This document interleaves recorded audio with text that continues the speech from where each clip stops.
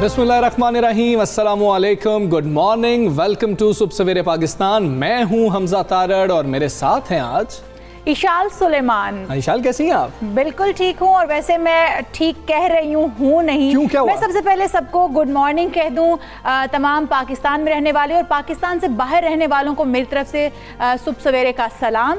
और मैं आज हमजा इसलिए अच्छी नहीं हूँ क्योंकि सुबह उठना मेरे लिए बड़ा मुश्किल था। ये तो इशाल के लिए आखिरी चीज़ है ना कि सुबह जल्दी उठ जाए।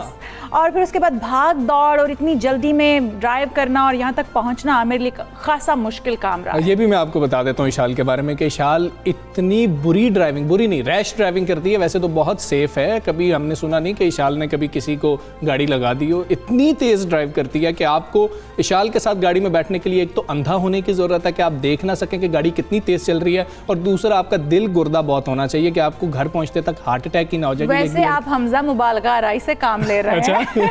बिल्कुल ऐसा नहीं है। और वैसे मैं बहुत अच्छी ड्राइवर अगर नहीं भी हूँ तो ये एक रिपोर्ट, एक तहकीक के मुताबिक खातून ड्राइवर जो हैं वो सबसे सेफ ड्राइवर होती हैं, सबसे अच्छी ड्राइवर होती हैं। और अब इसको मानने में कोई दो राहे नहीं रहा, मर्द हजरात इस चीज़ को अच्छे से समझ लें। हाँ, ये बिल्कुल ठीक कह रही हैं। जिस रिपोर्ट का जिक्र कर रही हैं इशाल, वो हम आपके साथ शेयर करते हैं कि ये रिपोर्ट सामने आई है कि ख़वातीन ड्राइवर्स जो हैं वो बहुत ज़्यादा सेफ ड्राइवर्स होती हैं मर्द हज़रात की निस्बत। और अगर आप हाईवे पर जा रहे हैं और ख़ातून गाड़ी चला रही है तो आप सुकून से सो सकते हैं क्योंकि वो कोई वायलेशन नहीं करने जा रही होगी। 79% जो एक्सीडेंट्स होते हैं या फिर कानून के खिलाफ वर्जी होती है वो मर्द हज़रात करते हैं। बिल्कुल सही कहा आपने। और इसमें रेशो जो है वो हादसात की 21% है जो कि खातून के खाते में आती है।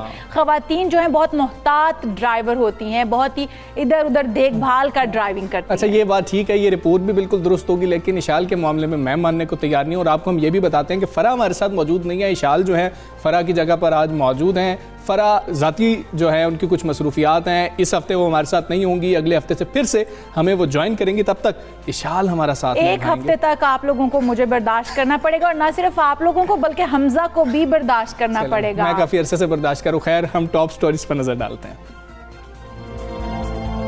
कोरोना वायरस की नई किस्म ने पंजाब पर पंजा गाड़ लिया। पंजाब हुकूमत ने अवाम के तहफ़्फ़ुज़ के लिए बड़े फैसले कर लिए। लाहौर समेत 7 शहरों में 29 मार्च तक स्मार्ट लॉकडाउन, कारोबारी मराकज़, तफरीही मकामात और पार्क्स आज से शाम 6 बजे बंद होंगे। शादी हॉल, सिनेमा घर और होटल्स भी बंद कर दिए गए। वफाकी वज़ीर असद उमर कहते हैं मुल्क में कोरोना के मुस्बत केसेस की शरह 6% तक पहुँच चुकी है। कोरोना ने खतरे की घंटी बजा दी। अवाम की हिफाजत के लिए पंजाब हुकूमत के मुश्किल फैसले, मगर कारोबारी अफराद की मैं ना मानू की रट बरकरार। हुकूमत से ताउन करने से इनकार। ताजिरों ने पंजाब में शाम 6 बजे कारोबार बंद करने का फैसला मुस्तरद कर दिया। ये कौन सा कोरोना है जो सिर्फ पंजाब पर हमलावर हो गया? ताजिर बरादरी का सवाल। ऑपोजिशन इत्तेहाद पीडीएम की परेशानियों में इजाफा होने लगा। सेनेट में सरप्राइज शिकस्त के बाद मरियम नवाज के गिर्द कानून का घेरा तंग। मरियम नवाज की जमानत मनसूखी के लिए दायर दरखास्त पर समाअत आज लाहौर हाईकोर्ट में होगी। ये मरियम नवाज को खामोश कराने की कोशिश है। नून लीगी रहनुमा फट पड़े, मरियम नवाज प्ली बार्गेन कर लें। फवाद चौधरी का नून लीगी कायद को मशवरा।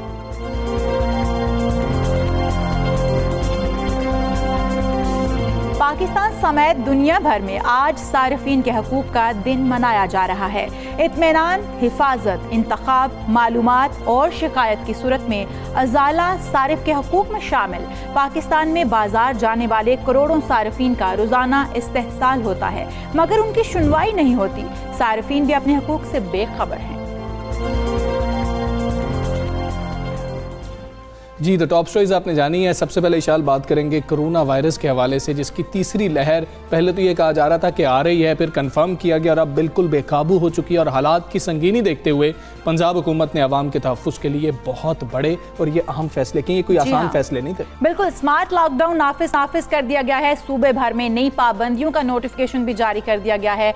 अगर देखें तो लाहौर के 16, गुजरात के 17 और रावलपिंडी के 4 इलाकों में 29 मार्च से ये लॉकडाउन नाफिज कर दिया गया। हाँ जी, 29 मार्च तक ही अभी तक रहेगा और मेरा ख्याल है कि इसको फिर से वो जो है ना रिव्यू भी कर रहे होंगे और पंजाब के तमाम कारोबारी मराकज़ आज से शाम 6 बजे बंद हो जाएंगे। नोटिफिकेशन के मुताबिक ये फैसला कर लिया गया और हफ्ते और इतवार को तो मार्केट्स खोली ही नहीं जाएंगी, बंद रखी जाएंगी। आपको याद है इशाल, जब पिछली बार भी कोरोना आया था और मार्च के ही दिन थे जब हम पाबंदियों की बात कर रहे थे, लॉकडाउन की बात कर रहे थे, और अब 1 साल मुकम्मल होने के बाद भी सूरत हाल कुछ वैसी ही है। पिछली बार हमने देखा मईशत को कितना नुकसान पहुंचा था, लेकिन जिंदगी बहुत अहम है। मईशत को नुकसान पहुंचा था, लेकिन हमजा अगर अब भी स्मार्ट लॉकडाउन नहीं किया गया तो हमें मुकम्मल लॉकडाउन पे जाना पड़ सकता है, क्योंकि सूरत हाल रोज बरोज कशीदा होती जा रही है, केसेस बढ़ते जा रहे हैं। अब तो बच्चों को भी जो है वो घरों पे महदूद कर दिया गया है। सरकारी दफातर के लिए भी नोटिफिकेशन जारी हुआ है कि 50% हाजिरी जो है उसको यकीनी बनाया जाए। अच्छा, अगर हम बात करें ना सबसे ज्यादा मुतासरा जो 7 शहर हैं उनकी, तो लाहौर है, रावलपिंडी है, सरगोदा है,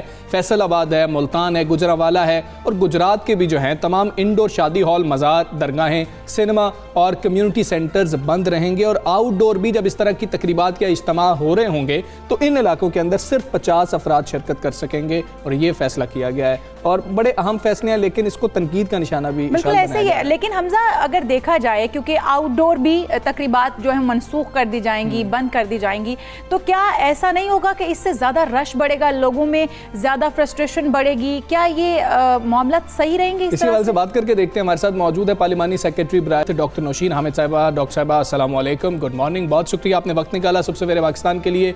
तेज़ी से फैलती कोरोना की तीसरी लहर को रोकने के लिए क्या क्या इकदाम किए जा रहे हैं, किन के बारे में सोचा जा रहा है, और ये यूके वेरिएंट के हवाले से हमें बताएं, क्या ये ज़्यादा तेज़ी से और तबाही से फैल रहा है? जी बिस्मिल्लाहिर्रहमानिर्रहीम। देखिए जी, इसमें हमें यूके का जो वेरिएंट है, यूके का स्ट्रेन जो है, उसका एविडेंस जो है वो पंजाब में बहुत से शहरों में मिला है। ख़ास तौर पे ये जो जीटी रोड के साथ साथ जो शहर हैं वहाँ पर ये यूके का वेरिएंट है और इसके बारे में हमें ये पता है कि ये बहुत तेज़ी से स्प्रेड करता है, इसका इन्फेक्टिविटी रेट बहुत ज़्यादा है। और ये जो तीसरी लहर आई है इसके अंदर यूके वेरिएंट का भी एक हिस्सा है डेफिनेटली। और इसके स्प्रेड को रोकने के लिए इस वक्त हुकूमत ने बहुत सारे स्टेप्स लिए हैं, जिसके अंदर सबसे पहले तो आपके सामने के जो पंजाब के 7 बड़े शहर हैं जहाँ पे केसेस की तादाद ज़्यादा है, वहाँ पे स्कूल्स को बंद किया गया है। उसके अलावा जो शादी हॉल्स को, सिनेमा हॉल्स को जो कि खोलने का प्रोग्राम था 15 मार्च से, वो सारा जो है वो मौखर कर दिया गया है। जो पार्क्स हैं उनको भी टाइमिंग्स उनके रिस्ट्रिक्ट कर दिए गए हैं। और इसी तरह से और बहुत सारे स्टेप, स्मार्ट लॉकडाउन्स का दायरा कार जो है उसको मज़ीद वसी किया जा रहा है। जैसे जैसे केसेस रिपोर्ट हो रहे हैं और एरियाज आइडेंटिफाई हो रहे हैं जहाँ पे केसेस पॉजिटिव आ रहे हैं, तो उसकी रोशनी में स्मार्ट लॉकडाउन का दायरा कार भी जो है वो बढ़ाया गया है। लाहौर के बहुत सारे एरियाज जो हैं उनका आज अनाउंसमेंट हुई है जहाँ पे स्मार्ट लॉकडाउन किया गया, और इसी तरह बाकी शहरों में भी जहाँ जहाँ पर हमें रिपोर्ट्स आ रही हैं इसके फैलने की, वहाँ पर स्मार्ट लॉकडाउन लगाए जा रहे हैं। शीन साहिबा, अगर हम देखें तो मार्केट्स बंद कर दी गई। पहले भी हमें ये देखा कि 6 बजे का टाइम मुकर्रर किया गया था और अब भी कुछ ऐसे ही किया गया है। मार्केट्स बंद करने पर ताजरों को शदीद एतराज़ है कि 6 बजे मार्केट्स बंद नहीं होनी चाहिए। उनका कहना है कि इससे ग्राहकों का रश बढ़ जाएगा और कोरोना मजीद फैलेगा। देखिए, मैं समझती हूँ कि ये जो बेसिक SOPs हैं और जो पूरी दुनिया में फॉलो हो रहे हैं और जो NCOC की रिकमेंडेशंस हैं वो इस वक्त हमारे मुल्क के और हमारे अवाम के बेहतरीन मफाद में है। इस वक्त हमारे पास सबसे पहली प्रायोरिटी हमारी अवाम है, क्योंकि हॉस्पिटल्स जो हैं वो तेज़ी से भरने लग गए हैं, वहाँ पर ऑक्यूपेंसी रेट जो है वो ज़्यादा हो गया है और सीरियस पेशेंट्स की तादाद जो है वो भी बढ़ती जा रही है। तो इसलिए मैं समझती हूँ कि ये जो भी फैसला हुआ है, इस वक्त हमें अपनी आवाम की सेहत को देखना है। इस वक्त वैक्सीनेशन का अमल शुरू हो गया हुआ है और जिस तरह ये वैक्सीनेशन बढ़ती जाएगी, हमारे लोग सेफ होते जाएंगे, तो इंशाअल्लाह ताला रोज़मर्रा की ज़िंदगी दोबारा शुरू हो जाएगी। मगर इस वक्त अवाम के वसीतर मफाद में सबसे ज़रूरी है कि पहले हम लोगों की जानें बचाएं और इंशाअल्लाह ताला उसके बाद जो है वो कारोबारी सरगर्मियां दोबारा शुरू हो जाएंगी।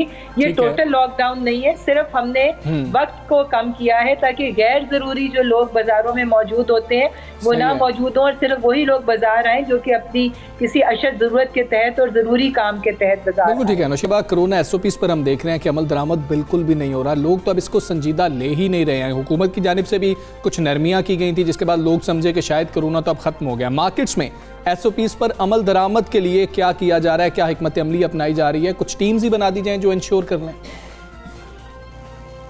देखिए जी, इस वक्त ये जंग हुकूमत की अकेली नहीं है। ये जंग अवाम जब तक हमारा साथ नहीं देगी, अवाम कोऑपरेट नहीं करेगी, हम कोरोना के खिलाफ जंग नहीं जीत सकते। और SOPs पे अमल दरामद करना जो है वो उसी सूरत में होगा जब अवाम ताउन करेगी। इस वक्त हुकूमत ने हर चीज़ के लिए जो एहतियाती तदाबीर हैं, और जो चाहे मार्केट प्लेसेज हों, चाहे वो रेस्टोरेंट्स हों, सड़कों के ऊपर जहाँ पर भी जो अवामी जगह हैं उनके लिए SOPs जारी किए गए हैं। और अवाम को चाहिए कि इस वक्त एक ये नेशनल क्राइसिस है, एक पेंडेमिक है जो कि सबके लिए, हमारे बच्चों के लिए बहुत ख़तरनाक है, हमारी अवाम के लिए, हमारे बड़े बूढ़ों के लिए बहुत ख़तरनाक है। तो मैं आपके तवज्जुह से अवाम को यही कहूँगी कि प्लीज़ जो हुकूमत के जारी करता SOPs हैं उन पर सख्ती से अमल करें। ये इस वक्त हमारे मुल्क की एक अहम ज़रूरत है। और ये जो अमल नहीं हो रहा, इसी की वजह से आप देख रहे हैं कि कितनी तेज़ी से कोरोना केसेस बढ़ रहे हैं। हुकूमत पूरी तरह से अपनी पूरी कोशिशें कर रही है, मगर अवाम के ताउन के बगैर ये मुमकिन नहीं होगा। नौशीन साहिबा, जैसा कि आपने बात भी की कि कोरोना वैक्सीन जो है वो तेज़ी से लगाने का अमल शुरू होना चाहिए। अगर हम बात करें उम्र रसीदा अफराद की, तो उन्हीं को सबसे पहले लगाई जा रही थी, लेकिन उनका ये मौक़िफ़ सामने आया है कि रजिस्ट्रेशन के बावजूद उम्र रसीदा अफराद की बारी नहीं आ रही। इस अमल को किस तरीके से तेज़ किया जा सकता है? कंफर्मेशन जो है वो कह रहे हैं कि हमें मैसेजेस ही नहीं आ रहे। देखिए, इसके लिए आज से जो पंजाब में ये ऐलान कर दिया गया है कि 60 साल से ज़्यादा उम्र के लोग जिनकी रजिस्ट्रेशन नहीं भी हुई, वो अपना ID कार्ड लेके अपने करीबी वैक्सीनेशन सेंटर पे चले जाएं, अपना ID कार्ड दिखाएंगे, उनकी उसी वक्त रजिस्ट्रेशन होगी और उसी वक्त उनको वैक्सीन लग जाएगी। और आज आपने देखा भी होगा कि तमाम वैक्सीनेशन सेंटर्स पे बहुत बड़ी तादाद 60+ लोगों की पहुंची है जिन्होंने वैक्सीन लगवाई भी है, और उनसे हम मुसलसल राब्ते में, और हमें रिपोर्ट्स भी यही आ रही है कि बहुत अच्छे इंतजामात हैं और बहुत आसानी से जो है वो वैक्सीनेशन हो रही है। और इस वक्त रश हो गया इन जगहों पे। इसका मतलब ये है कि वैक्सीनेशन की जो स्पीड है वो बढ़ा दी गई है, लोग जौक दर जौक आ रहे हैं और वैक्सीनेशन हो रही है, और इस अमल में तेज़ी आ गई है। इंशाल्लाह ताला अगर इसी स्पीड पे रहा, लोगों ने कोऑपरेट किया। पहले भी स्लो स्पीड की वजह यही थी कि लोग सामने नहीं आ रहे थे लगवाने के लिए, फैसिलिटीज़ मौजूद थी, वैक्सीन मौजूद थी। पर अब जैसे लोगों का रश हुआ है, लोग आना शुरू हुए हैं, तो इंशाल्लाह ताला ये स्पीड जो है ये तेज़ हो गई है, और जल्द ही इंशाल्लाह ताला हम अपनी ज़्यादा से ज़्यादा पॉपुलेशन तक डॉक्टर साहब, एक एतराज़ ये भी आ रहा है कि अगर हम दुनिया के अंदर देखें तो जवान अफराद जो हैं उनको भी वैक्सीन लगा दी गई है मुख्तलिफ ममालिक के अंदर, लेकिन पाकिस्तान में ऐसा नहीं। अभी 60 साल से ऊपर के अफराद जो हैं उनकी वैक्सीनेशन ही मुकम्मल नहीं हुई। बहुत सुस्त अमल चल रहा है कोरोना का। और फिर ये तनकीद हो रही है कि हुकूमत डोनर्स ढूंढ रही है, हुकूमत खुद से खरीदना नहीं चाह रही है। तो इस इंतज़ार में अवाम का नुकसान नहीं हो रहा? देखिए जी, इस वक्त हुकूमत के पास वैक्सीन जो है वो वाफिर मिकदार में मौजूद है, और जो कोई लगवाना चाहता है उनके लिए वो वैक्सीन मौजूद है। इसका सुस्त अमल सिर्फ इसीलिए था क्योंकि लोग सामने नहीं आ रहे थे वैक्सीन लगवाने के लिए। एक हेजिटेंसी थी, एक वेट एंड सी वाली पॉलिसी पे बहुत से लोग चल रहे थे। तो अब चूंकि वैक्सीन हमारे पास मौजूद है और लोग आना शुरू हो गए हैं, तो मैं समझती हूँ जैसे जैसे वैक्सीन लगती जाएगी, हमारी पॉपुलेशन कवर होती जाएगी, तो इंशाल्लाह ताला ये कोरोना के फैलाव में भी कमी आएगी। मगर इसके लिए ज़रूरी है कि 70% पॉपुलेशन जो है वो वैक्सीनेट हो जाए, ताकि हर्ड इम्यूनिटी। नौशीन हामिद साहिबा, बहुत शुक्रिया आपका। सुबह सवेरे पाकिस्तान से आप बात कर रही थी। इशाल, संजीदा मामला ये है कि वैक्सीनेशन हो तो रही है इस वक्त, लेकिन जब तक 70% लोग जो हैं वो वैक्सीनेट नहीं हो जाएंगे, हम हर्ड इम्यूनिटी हासिल नहीं कर सकेंगे, और तब तक हम खतरे में होंगे। तो अगर आपके घर में कोई ऐसा शख्स है, आपके बुजुर्ग हैं जो 60 साल से ज़ायद उम्र के हैं, तो उनको मोटिवेट कीजिए और साथ लेके जाइए और उनको वैक्सीन लगवाएं, वैक्सीनेट करवाएं, ताकि उनकी ज़िंदगी को बचाया जा सके। और फिर एहतियात का दामन वैक्सीन लगवाने के बाद भी नहीं छोड़ना। बिल्कुल सही कह रहे हैं हमजा आप। और ये कोरोना वायरस जो है ये ऐसा वायरस है जो फैल रहा है तेज़ी से, और हम लोग देख रहे हैं कि लॉकडाउन लगाया गया, मार्केट्स बंद की गई, और ताजर बरादरी ने इस पर एहतजाज किया। खुदारा अपनी जानों की हिफाजत जो है उसको मुकद्दम जानिए, उसको सबसे पहले देखिए, क्योंकि हमारी जानें सबसे ज्यादा जो है वो अहम है। ताजर बरादरी का ये मौक़िफ़ है कि 6 बजे कारोबार बंद अगर कर दिए जाएंगे तो फिर कारोबार जो है वो खत्म होकर रह जाएगा। हाँ, वही मौक़िफ़ है जो पहले भी उनकी जानिब से मौक़िफ़ सामने आया था। उसके ऊपर जो है उन्होंने कई दफ़ा डेडलाइंस भी दी थी, फैसले पर एतमाद में नहीं लिया गया। ये एतराज़ इस वक्त सामने आ रहा है। और ऑल पाकिस्तान अंजुमन ताजरान ने पंजाब में शाम 6 बजे कारोबार बंद करने के हुकूमती फैसले को वाज़े अल्फाज में मुस्तरद कर दिया है और अंजुमन ताजरान का कहना है कि कोरोना एसओपीज पर अमल दरामद के लिए हुकूमत खुद संजीदा नजर नहीं आ रही है। बिल्कुल सही। और हुकूमत के 11 मार्च के नोटिफिकेशन में कारोबार बंद करने का वक्त रात 10 बजे दर्ज किया गया था और उनका कहना है कि नया नोटिफिकेशन निकाल कर कारोबार के औकात शाम 6 बजे कर दिए गए हैं, जिससे वो मुत्तफिक नहीं है। उनका कहना है कि नोटिफिकेशन में हफ्ता और इतवार को कारोबार बंद रखने का हुक्म भी दिया गया कि हफ्ता और इतवार अगर कारोबार बंद होंगे तो छुट्टी के दिन होते हैं, उन्हीं दिनों में कारोबार ज्यादा होता है। ये भी ताजरों का कहना है। बिल्कुल, इस सवाल से बात कर लेते हैं। ताजिर रहनुमा जो है नईम मीर साहब हमारे साथ हैं। नईम मीर साहब अस्सलाम वालेकुम, गुड मॉर्निंग। आप ये कह रहे हैं कि आप लोगों को एतमाद में नहीं लिया गया है, एहतजाज भी कल हमने देखा कि सामने आया था। अब क्या फैसला किया गया है? क्या 6 बजे कारोबारी मराकज़ बंद कर दिए जाएंगे या फिर नहीं किए जाएंगे? देखें, बात यह है कि हुकूमत ने जो नोटिफिकेशन जारी किया है वो हमारी अकल हमारी समझ के मुताबिक तो नाकाबिले अमल है। हमें समझ नहीं आ रही कि हुकूमत जो है वो क्या करना चाह रही है। हमें सिर्फ ये बात समझ आ रही है कि कोरोना वायरस को लेकर ताजिर बिरादरी और बिजनेस कम्युनिटी जो उसको मुसलसल जो है उसकी कोरोना गर्दी हो रही है। इस वक्त ये हुकूमत की तरफ से कोरोना गर्दी है और हुकूमत जो है इस हुकूमत ने कोरोना वायरस को लेकर जितनी सियासत की है और जितनी कोरोना को लेकर जो इन्होंने ढाल बनाया है, शायद किसी हुकूमत ने पूरी दुनिया में ऐसा नहीं किया। क्योंकि इन्होंने कारोबार भी बंद किए, इन्होंने अपना पॉलिटिकली जो गेन करना था, यानी अपने मुखालिफ सियासी तहरीकें हैं उनको कुचलना था कोरोना वायरस को लेकर, वो भी कुचला और साथ साथ इन्होंने पैसा भी वसूल किया। देखें, मेरी बासल मसला ये है, इन्होंने पूरी दुनिया से पैसा वसूल किया और हमारे कारोबार तो बंद किए और मुतासर किए कोरोना वायरस को लेकर, लेकिन हमें माली इमदाद नहीं दी। देखें, ये पूरी दुनिया में कहीं ऐसा नहीं हुआ। आप मुझे बता दें कौन सा ऐसा मुल्क है जिसने अपने कारोबार इस तरह बंद किए हों और अपनी बिजनेस कम्युनिटी को मुतासर किया और उनको कोई भी माली इमदादी पैकेज ना दिया हो?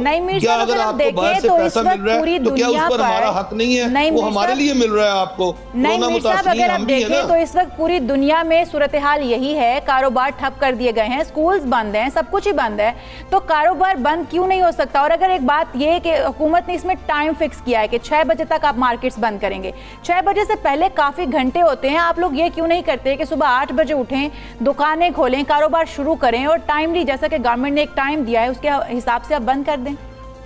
देखें मोहतरमा, बात यह है कि मसला जो है वो 6 बजे की टाइमिंग जो है वो आप महदूद कर रही हैं और आप कह रही हैं, यानी हुकूमत कह रही है कि इसको 6 बजे तक महदूद किया जाए, तो ये फैसला खुद कोरोना के फैलाव का सबब बनेगा, क्योंकि 6 बजे तक जो है वो मार्केटों के अंदर रश हो जाएगा बहुत ज्यादा।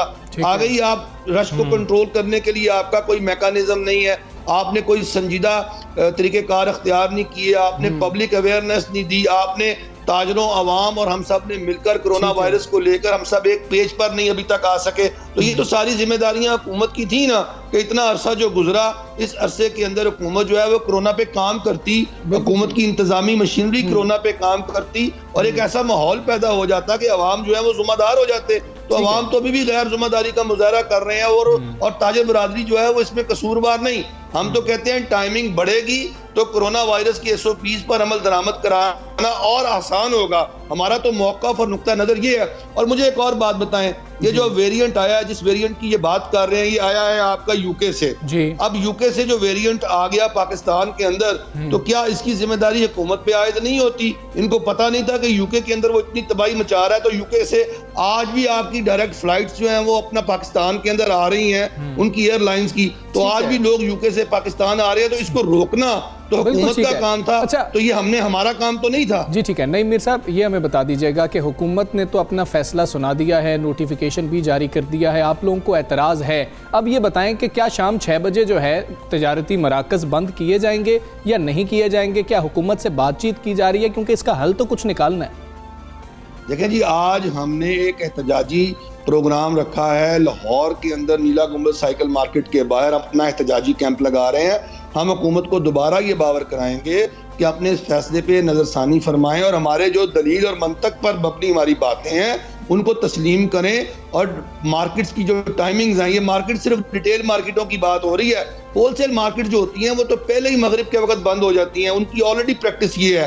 जो रिटेल मार्केट्स हैं उनकी टाइमिंग को बढ़ाया जाए, हम दरख्वास्त करेंगे। अगर ये हमारी दरख्वास्त नहीं मानते तो मैं आपको बड़े वसूख के साथ और जिम्मेदारी से कह रहा हूँ कि जहाँ जहाँ रिटेल मार्केट्स हैं वो खुलेंगी भी, और हुकूमत और इंतजामी मशीनरी और जो पुलिस है वो पैसे लेगी, वो भत्ते लेगी, और एक नई भत्ताखोरी शुरू हो जाएगी, जिसके नतीजे के अंदर और महंगाई होगी, क्योंकि जो भत्ते ताजर अपनी दुकानों को खोलने के लिए ये पुलिस और इंतजामिया को देंगे, फिर वो पब्लिक से वसूल करेंगे। नहीं मीर साहब, आप अगर दुकानें खोलेंगे ही नहीं तो आपको भत्ता क्यों देना पड़ेगा? दूसरी बात ये कि पूरी दुकानें खोलेंगे ना, क्योंकि गुजारा नहीं होगा ना।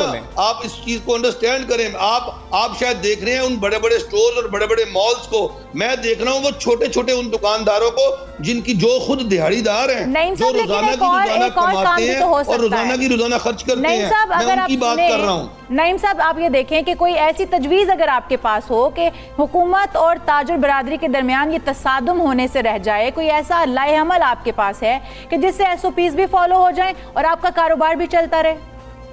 जी, ऐसी तजवीज़ तो है ना कि लोकल सतह पर आप तमाम इंतजामिया को ये हिदायत करें कि वो हमारे साथ कोऑर्डिनेशन को इस तरह बेहतर और मौसर बनाएं कि जो तमाम SOPs हैं, एक तो उस पर अमल दरामद हो, नंबर 1। नंबर 2, हमारी दुकानों की टाइमिंग्स को इतना बढ़ा दिया जाए कि हमारी दुकानों पर जो है वो रश पैदा ही ना हो, क्योंकि बुनियादी तौर पर हमने रश को पैदा होने से रोकना है, लेकिन आपका ये फैसला जो है वो रश को बढ़ाने का सबब बन रहा है। बिल्कुल ठीक है। नहीं मीर साहब, पिछली बार जब आपसे बात हुई थी आपने कहा कि SOPs पर अमल हो रहा है, तो हम लोग, मैं खुद गया था कवर करने के लिए, फिर हमने वो चीज़ दिखाई भी। दुकानदारों की बड़ी तादाद जो थी वो ये मानने से ही इनकारी थी कि यहाँ पर तो कोरोना है ही नहीं, ये सिर्फ बातें की जा रही हैं, हुकूमत और मीडिया की तरफ से कोरोना किया जा रहा है। मैंने खुद जाके ये चीज़ देखी और फिर हमने चलाई भी थी। और दूसरी तरफ अगर आपसे बात करें, आप हमें ये कह रहे हैं कि हुकूमत क्योंकि बाहर से पैसे ले रही है इसलिए ऐसे मामला किए जा रहे हैं। सर, ये तो संजीदगी का आलम है। देखें, जहाँ तक तो गैर संजीदगी का आलम है, तो आप बजा फरमा रहे हैं कि अवाम में गैर संजीदगी है कोरोना वायरस को, लेकिन ये गैर संजीदगी हुकूमत की गैर संजीदा पॉलिसीज़ की वजह से है, क्योंकि हुकूमत जो है वो इस पर कंसिस्टेंट नहीं है। हुकूमत जो है वो दरमियान में से गायब हो जाती है, फिर यका इनको ख्याल आता है ओ कोरोना आ गया, फिर ये कागजी कार्रवाई करते हैं, 2 नोटिफिकेशन जारी करते हैं और घर बैठ के सो जाते हैं हुकूमत और इंतजामिया। बात यह है कि सिर्फ कागजी कार्रवाई से ही कोरोना ने जाना है, नहीं, हमें अमली कार्रवाई भी करनी है, और अमली कार्रवाई के लिए ये जो हुकूमत, इंतजामी मशीनरी, पुलिस, इन सबको हमारे साथ मिलकर एफर्ट करनी है। ये हमें किसी जगह पर बाहमी इश्तराके अमल तो करते नहीं है, मिलजुल के कोई काम करने की ये रीत रवायत डालते नहीं। आपने इतना तो कवर किया कि मार्केटों में ये सूरत हाल थी। क्या आप मुझे बता दें कि कोई एक इजलास आपने ताजरों का और इंतजामी मशीनरी का कवर किया जिसमें कोरोना वायरस को लेकर एजेंडे पे लाया गया और कोई लाएअमल बनाया गया? सर, लाएअमल पे अगर अमल ही ना किया जा रहा हो तो हम उसमें क्या कर सकते हैं? बहुत शुक्रिया आपका नईम मीर साहब, आप हमारे साथ मौजूद थे, पाकिस्तान से बात कर रहे थे। और ये मामला है इशाल के, हम अभी भी इसको संजीदा लेने के लिए तैयार नहीं है। ठीक है, कंसर्न्स मौजूद हैं ताजिर बरादरी के और वो हुकूमत के साथ बैठकर हल होने चाहिए, और कोई जो है ना दरमियानी रास्ता लाजमी निकलना चाहिए, इसके ऊपर तसादुम की सूरत हाल नहीं होनी चाहिए। एक ब्रेक ले लें इंशाल्लाह। बिल्कुल, ब्रेक के बाद जो है आपसे फिर मिलते हैं। स्टे विद अस।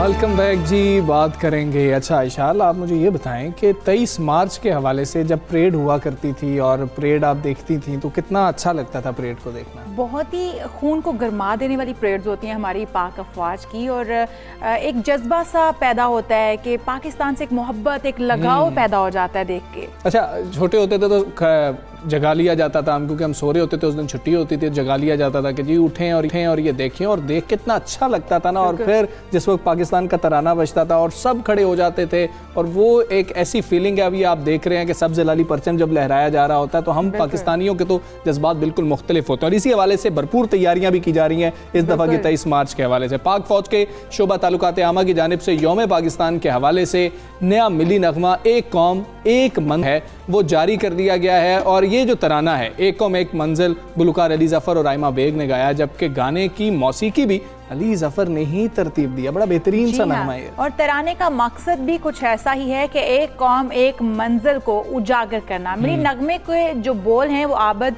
हसन ने लिखे हैं, जबकि म्यूजिक प्रोड्यूसर सरमद गफूर हैं। ISPR की जानिब से जो जारी किया गया नगमा है यह हसूल पाकिस्तान के लिए कायद की कुर्बानियों के बारे में पैगाम पर भी मुश्तमिल है। बताया जा रहा है कि किस तरह हमारे कायद ने कुर्बानियां देकर इस वतन को, इस अर्ज़े पाक को हासिल किया। हाँ जी, अज़म और हिम्मत की भी ये जो नगमा है ये अक्कासी करता है। और ISPR के मुताबिक एक कौम एक मंजिल 81 बरस गुजर जाने के बाद, मतलब कि 1940 के बाद अगर आप देखें तो कौम के इत्तेहाद और अज़म पर रोशनी डाल रहा है। हमदर्दी हो, रवादारी हो, उखुवत हो या वहदत का एहसास हो, वो ऐसी एक चीज़ है जो मुख्तलिफ सकाफ़तों और मज़ाहिब के मुआशरे को मुस्तहकम करती हैं। किसके हिम्मत रास्ता रोके हम खुद रास्ता बन जाते हैं, यकीनन बहुत ही खूबसूरत बोल हैं, जोश और वलवला पैदा कर देने वाले। और एक सनसनी सी दौड़ गई है कि किस तरीके से हमने अपना मुल्क हासिल किया था। बहुत ही खूबसूरत इशाल, बहुत खूबसूरत नगमा। और ये बड़ी बेहतरीन सी बात है। आप देखें अली सदपारा के भी हमने उसमें देखा कि उनको भी खराज तहसीन पेश किया गया है। और मुख्तलिफ सकाफ़तें हैं पाकिस्तान की जो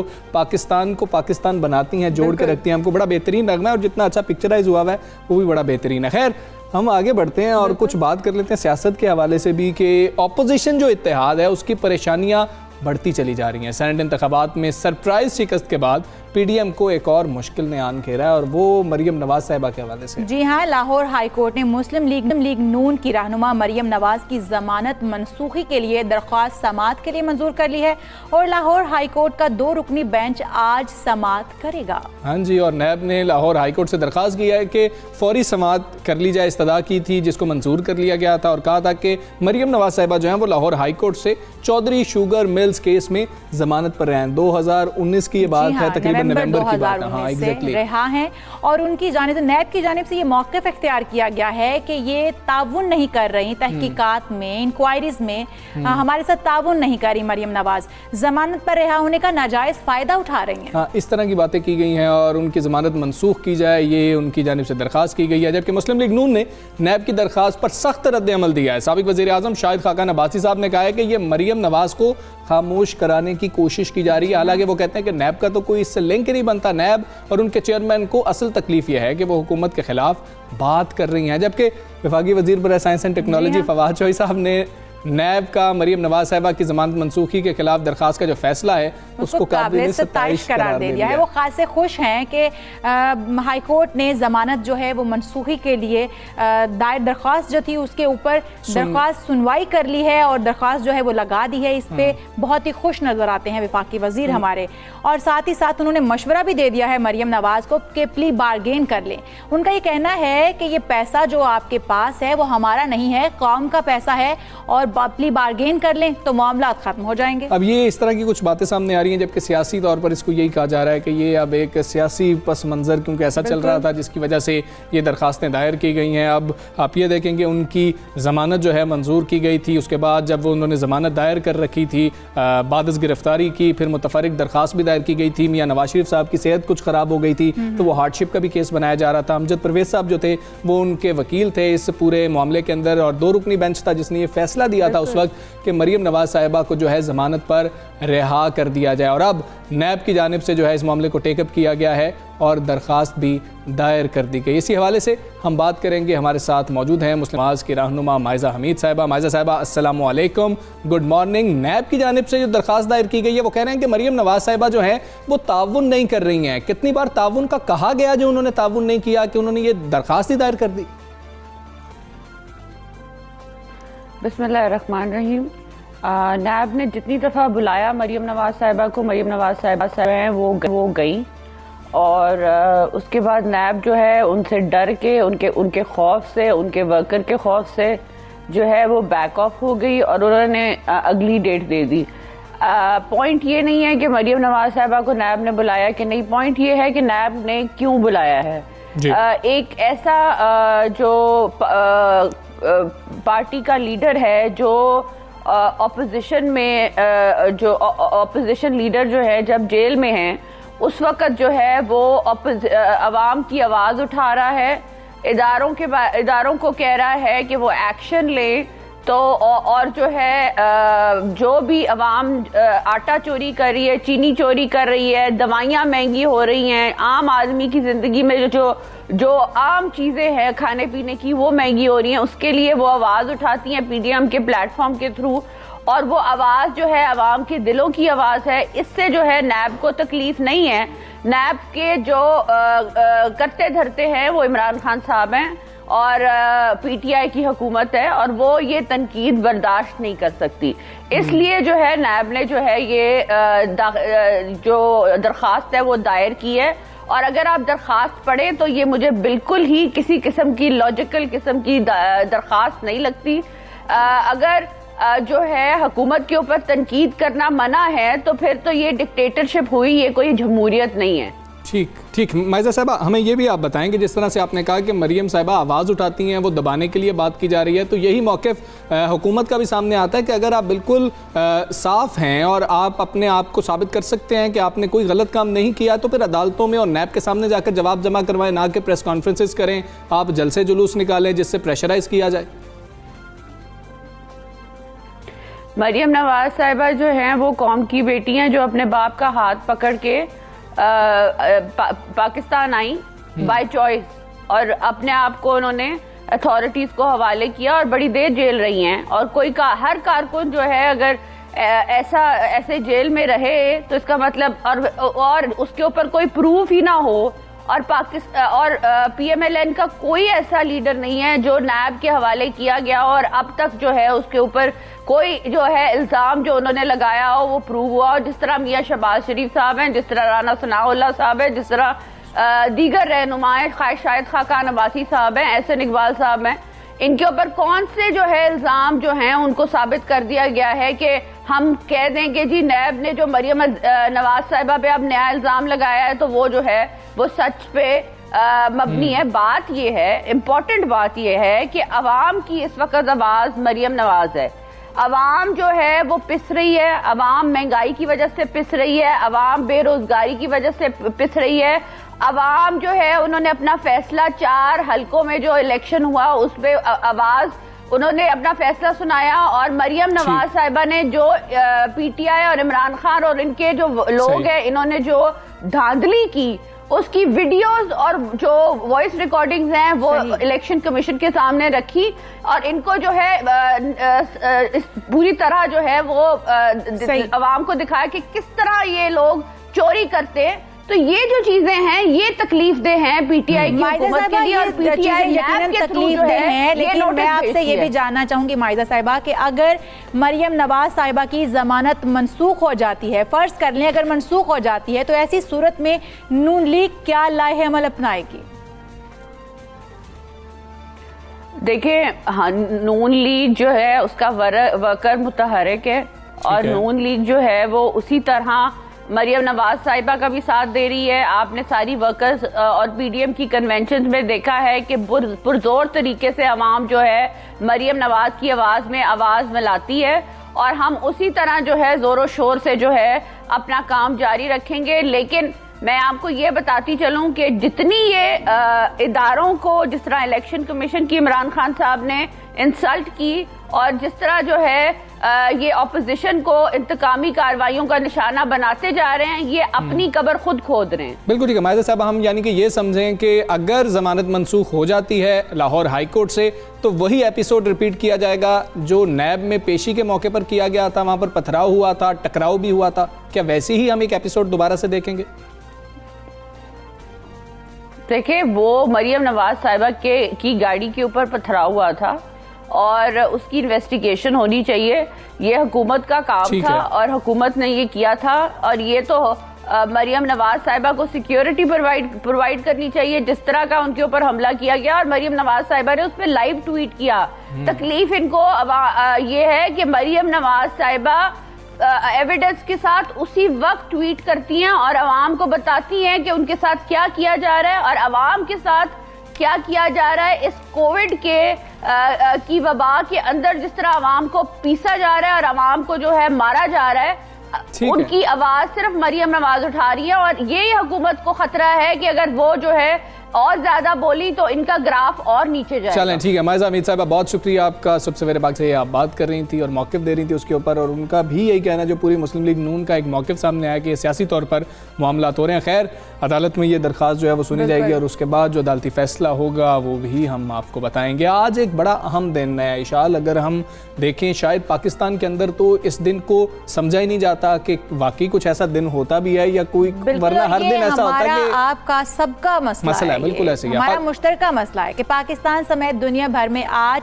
सारिफीन के हकूक का आलमी दिन मनाया जा रहा है। सारिफ के हकूक 8 चीज़ों का मजमुआ है, जिसमें इत्मीनान, हिफाजत, इंतखाब और इसके साथ साथ मालूमात, सेहतमंद माहौल और शिकायत की सूरत में सुनवाई और अजाले का हक शामिल है। क्या यहाँ पर कोई ऐसे हुकूक मौजूद हैं या लोगों को मालूम है अगर आप कोई चीज़ ले आए, बाजार से लेके आ जाते हैं, आप कंज्यूमर हैं और आप एक चीज़ ले आते हैं और वो ख़राब निकलती है तो आप कहते हैं अब मैंने वापस क्या जाना है, ना तो वापस होगी ना ही अब मेरा वक्त भी ज़ाया होगा, चलें ऐसा करते हैं कि कोई नई चीज़ ले आते हैं या इसको बिल्कुल रहने देते हैं। तो कंज्यूमर राइट्स की अगर हम दुनिया में बात करें तो हम ऐसी केस स्टडीज़ भी पढ़ते हैं जिसमें कई गुना उसकी जो कीमत होती है उससे कई गुना बड़ा जुर्माना कर दिया जाता है और वो कंज्यूमर को अदा किया जाता है। आप बात कर रहे हैं कि हम लेकर एक चीज़, एक प्रोडक्ट हम घर आ जाते हैं और उसके बाद अगर वो चीज़ ठीक नहीं निकलती तो हम वापस जाने का सोचते नहीं है। ये तो एक अलग मामला रह गया। यहाँ पर तो ये होता है कि अगर आप वहीं पर खड़े हैं, आपने एक चीज़ परचेज की है और आपको वो पसंद नहीं है या आपका माइंड बदल गया, आप उसको वापस करने के लिए उसी काउंटर पर मौजूद हैं और आप उनसे कहते हैं कि जी ये चीज़ आप रिप्लेस कर दें या इसको आप वापस रख लें, तो वहाँ पर से जवाब मिलता है कि जी ये हमारे सिस्टम में ऐड हो चुकी है, पॉलिसी में ये चीज़ शामिल नहीं है, तो वो चीज़ वापस नहीं हो। और पॉलिसी में ये चीज़ भी शामिल नहीं है, कुछ चीज़ खराब है तो उसको वापस कर लिया जाए। खैर ये आगाही मुहिम जो है वो चलाई जा रही है और इस दौरान लोगों को उनके हकूक़ के बारे में तफसील से आगाह किया जाता है कि उनके हकूक़ क्या है। ऑनलाइन जो शॉपिंग है कभी आपने अगर की हो तो उसका भी एक्सपीरियंस कुछ अच्छा नहीं है, मेरा तो बिल्कुल भी नहीं है, क्योंकि उसमें भी धोखाधड़ी और भाई फ्रॉड चीज़ें आती हैं, दिखाया कुछ जाता है और भेजा कुछ। कई दफ़ा तो बक्सों के अंदर सिर्फ पत्थर भी आ जाते हैं ताकि वो जो है ना कुछ वजन के साथ अक्सर ऐसा होता है। चले खैर हम इस हवाले से बात करेंगे। हमारे साथ रजिस्ट्रार कंज्यूमर कोर्ट आसिफ नज़ीर अहमद साहब मौजूद हैं, उनसे जानने की हम कोशिश करेंगे कि आखिर कंज्यूमर के हुकूक हैं कि। आसिफ साहब अस्सलाम वालेकुम, गुड मॉर्निंग, शुक्रिया आपने वक्त निकाला। क्या वजह है कि पाकिस्तान में सारिफीन के हुकूक का कोई तसव्वुर ही नहीं है? अगर हुकूक हैं भी तो सारिफ को नहीं पता कि मेरे ये हुकूक हैं, इन पर अमल दरामद हो सकता है, मैं कोई एप्लीकेशन दे सकता हूँ, कार्रवाई होगी? बिस्मिल्लाहिर्रहमानिर्रहीम, वालेकुम अस्सलाम जनाब। आप 92 चैनल का बहुत शुक्रगुजार हूँ कि सारिफीन के हकूक़ के तहफ़्फ़ुज़ के लिए जो आज दिन 15 मार्च का मनाया जा रहा है वर्ल्ड कंज्यूमर डे के तौर पे, इसमें आपकी बड़ी एफर्ट्स हैं कि आपने इस प्रोग्राम में मुझे मदऊ किया और मैं जब बता सकूं ताकि कि सारिफीन के जो राइट्स हैं जी, जैसे कि इन्होंने अभी आपके साथ डिस्कस करते हुए बताया कि 8 किस्म के जो यूनिवर्सल राइट्स हैं सारिफीन के, ये पूरी दुनिया में रिकॉग्नाइज हैं कि सारा वो जो जिस तरह के अपना माल खर्च रहा है, पैसे खर्च रहा है, उसका ये राइट है कि प्रोडक्ट जो भी उसको किस्म की प्रोडक्ट है वो वही उसको मिले, वो सब स्टैंडर्ड ना हो, गैर मियारी ना हो, वो अडल्ट्रेटेड ना हो, उसमें मतलब मैन्युफैक्चरर जो है वो पूरी जिम्मेदारी के साथ उसको फरोख्त करे।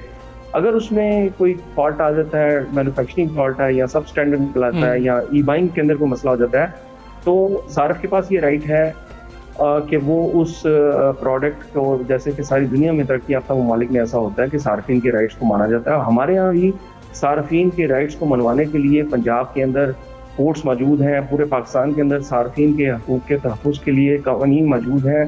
पूरे पाकिस्तान में 4 सूबों के अंदर मुख्तलिफ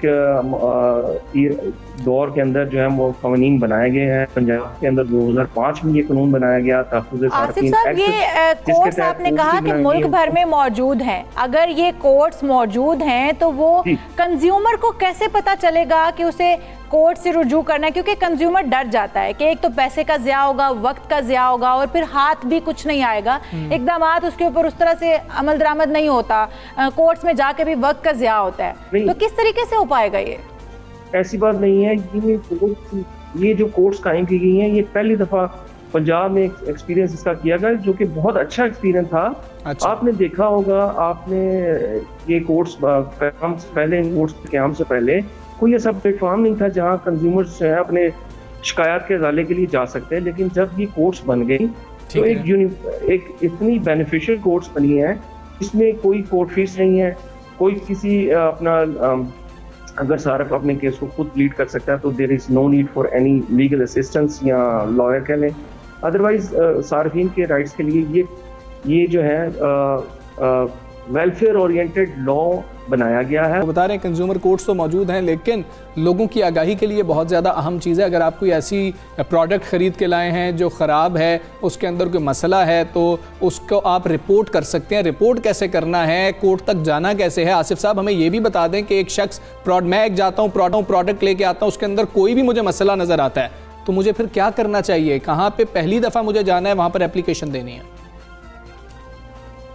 अच्छा जी, ये एक्ट जो है ये दो तरह की मामला को कवर करता है। एक तो तमाम किस्म की जो प्रोडक्ट सार्फिन जो है मार्केट से खरीदते हैं, जो मैन्युफैक्चरिंग प्रोडक्ट्स होती हैं तमाम किस्म की, उसमें कोई किसी किस्म की ये नहीं कोई बंदा सोचे कि ये उस डिबरे में नहीं आएगा, तमाम किस्म की। और हर बंदा कंज्यूमर है जो मार्केट से अपने ज़ाती इस्तेमाल के लिए चीज़ को परचेज करता है, प्रोडक्ट को परचेज करता है, या वो सर्विसेज जो है कहीं से हायर करता है, जैसे एयरलाइन की सर्विसेज हैं, जैसे सेलुलर फोन कंपनीज की सर्विसेज हैं, जैसे ट्रांसपोर्टेशन की सर्विसेज हैं। ये अगर हायर करते हैं सब स्टैंडर्ड है, डिफेक्टिव है, तो ऐसे कंज्यूमर्स अपने शिकायत के इजाले के लिए कंज्यूमर कोर्ट से रब्ता कर सकते हैं। First of all they have to send a legal notice. एक तहरीरी नोटिस होगा, लीगल नोटिस तो हम उसको वैसे कह रहे हैं, तहरीरी नोटिस होगा जो कि ऐसे मैन्युफैक्चरर को, डीलर को, शॉपकीपर को, रिटेलर को और सर्विस प्रोवाइडर को सारफ जो है वो सादा लफ्जों में लिख कर भेजेगा कि ये मैंने चीज़ खरीदी थी, ये मेरे पास ये प्रोडक्ट की रसीद है, ये इस तारीख को मैं लेके आऊँ, देर आफ्टर इसमें डिफेक्ट आ गया जो कि सब स्टैंडर्ड है, और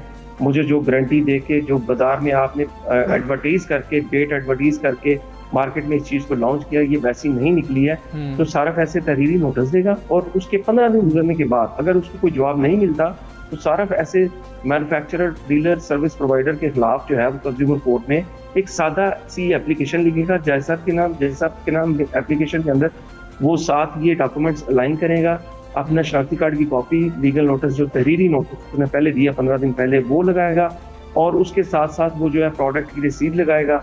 और अगर प्रोडक्ट के साथ उसके जानो माल को नुकसान हो इस्तेमाल के साथ उसके, या उसको कोई ज़हनी अजियत पहुंची है, या उसके इमोशंस को हर्ट हुआ है, वो इन सारी चीज़ों के इजाले के लिए कंज्यूमर कोर्ट में एक तहरीरी शक्ल में शिकायत को दर्ज लिख कर लाएगा और इसको दर्ज कर। और ये हमारे पास ये जो है हमने इसका ऑनलाइन रजिस्ट्रेशन के लिए भी एक सिस्टम जो है अभी लॉन्च किया है, वो भी हमारे पास है। और बाई डाक सारफ जो है हमें हमारी कोर्ट के अंदर, ये डिविजनल लेवल की कोर्ट है, इसके अंदर जो है वो अपनी शिकायत के इजाले के लिए भिजवा सकते हैं, आ सकते हैं कंप्लेन।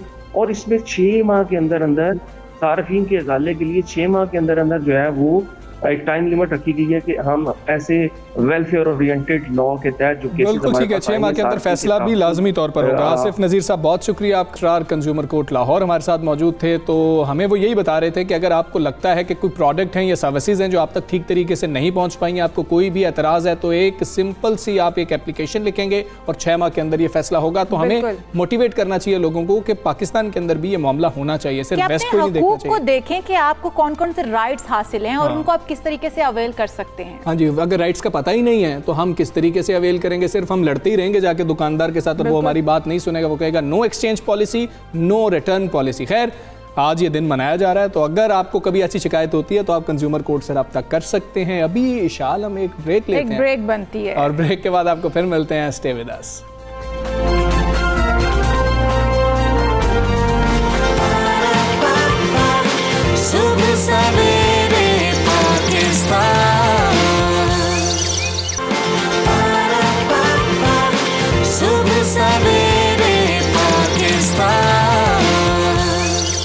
एक बहुत ही खुश आइंद जो खबर है हमारे पास आई है, आलमी इदारे भी पाकिस्तानी हुकूमत की माहौल दोस्त पॉलिसीज़ के मोतरफ हो गए हैं और इसका बाकायदा तौर पर एतराफ़ किया जा रहा है। और बाकी ममालिक को अब इशाल कह रहे हैं कि पाकिस्तान इतना कुछ कर रहा है, आप क्यों नहीं कर रहे? आप क्यों नहीं कर रहे? वर्ल्ड इकोनॉमिक फोरम ने पाकिस्तान के माहौल दोस्त काविशों का एतराफ़ करते हुए एक वीडियो जारी कर दी है जिसमें पाकिस्तान की काविशों को सराहा गया है।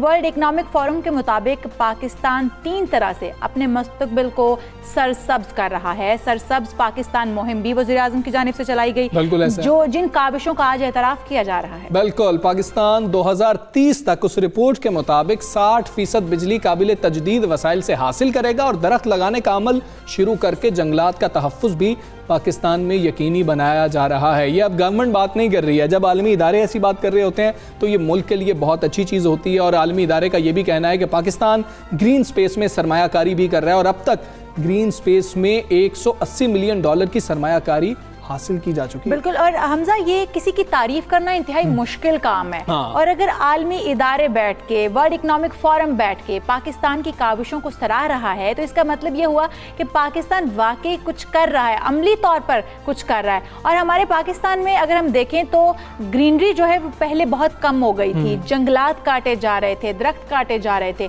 लेकिन वज़ीर आज़म की जानिब से ये बड़ा अच्छा इनिशिएटिव था कि फिर से पाकिस्तान को सरसब्ज किया जाए, क्योंकि क्लाइमेट चेंज की वजह से वैसे ही माहौलियाती जो तब्दीलियां हैं उसकी वजह से ना हमारा माहौल बहुत ही गर्द आलूद हो चुका है। स्मोक नहीं देखते हैं, ऐसे हालात है। अब कंक्रीट के जंगल अदालत की जानिब से जब कह दिया जाए कि लगाए जा रहे हैं और जो हमें ग्रीनरी की ज़रूरत है, हमें जंगलात की ज़रूरत है, उनको कम किया जा रहा था। लेकिन ये भी कहा गया है वर्ल्ड इकोनॉमिक फोरम की जानिब से कि पाकिस्तान ने 15 नए नेशनल पार्क बनाए हैं और $500 मिलियन के ग्रीन यूरो बॉन्ड भी लॉन्च किए हैं, जिनका भी वज़ीर आज़म की जानिब से ऐलान किया गया था। और वज़ीर आज़म इमरान खान ने इस पर खुशी का इजहार किया, मसरत का इजहार किया। उन्होंने कहा है कि तहरीक इंसाफ की जो माहौलियाती पॉलिसीज़ हैं उनको दुनिया मान रही है और कोरोना में हमारे ग्रीन रिकवरी प्रोग्राम और क्लाइमेट एक्शन प्लान को आलमी सतह पर पजीराई मिली है, जो कि खुशाइंद बात है। इसी हवाले से बात कर लेंगे मुशीर बराए माहौलियाती तब्दीली मीन असलम साहब हमारे साथ मौजूद है। मलिक साहब अस्सलाम वालेकुम, गुड मॉर्निंग। पहले तो आपको मुबारक हो, वर्ल्ड इकोनॉमिक फोरम की पाकिस्तान की माहौलियाती तब्दीलियों के लिए की जाने वाली काविशों की तारीफ पाकिस्तान के लिए बहुत बड़ा एजाज़ है। हुकूमत कैसा फील कर रही है, आपको कैसा लग रहा है? जी बिस्मिल्लाहिर्रहमानिर्रहीम।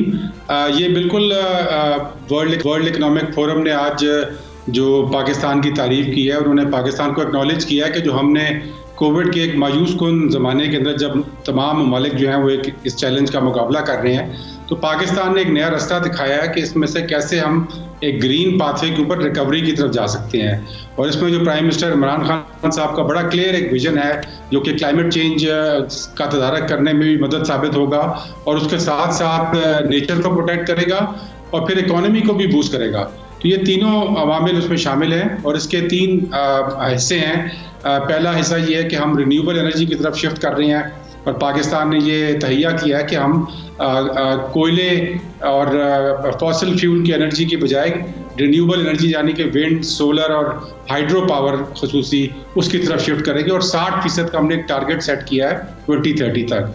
दूसरा इसका ये है कि हमने अपना 10 बिलियन ट्री सुनामी का जो एक विजन दिया हुआ है, ये भी एक नेचर बेस्ड सोल्यूशन है जो कि दुनिया इसको देख रही है कि इसमें ना सिर्फ हम अपने माहौल को साफ कर रहे हैं, क्लाइमेट चेंज की मदद कर रहे हैं, बल्कि अपने लोकल लोगों के लिए जॉब्स क्रिएट कर रहे हैं। तकरीबन 85,000 जॉब इसमें क्रिएट हुई हैं कोविड के ज़माने में। और तीसरा हमारा जो है वो प्रोटेक्टेड एरिया इनिशिएटिव जो प्राइम मिनिस्टर इमरान खान साहब ने कोविड के ज़माने में लॉन्च किया, जिसके ज़रिए हम नेशनल पार्क सारे पाकिस्तान में लॉन्च कर रहे हैं। और हमारे पास 30 नेशनल पार्क्स थे इससे पहले और पिछले 8 महीने में हमने उसको 30 से बढ़ा के 45 तक ले गए हैं। और उसके लिए एक फंडिंग की स्ट्रीम है जो कि वर्ल्ड बैंक से पाकिस्तान ने हासिल की है, वो भी इस दौर के अंदर एक बहुत बड़ी अचीवमेंट समझी जा रही है। तो ओवरऑल पाकिस्तान ने एक दुनिया के लिए एक मशले राह इस वक्त बनी हुई याद के शोबे में और उसी चीज़ की जो है रिकग्निशन की है वर्ल्ड इकोनॉमिक फोरम ने। सही। मलिक साहब, क्या वर्ल्ड इकोनॉमिक फोरम की वीडियो आपके मुहैया किए गए डाटा पर मबनी है या ये गैर जानिबदार इदारों की जानिब से तैयार की गई है?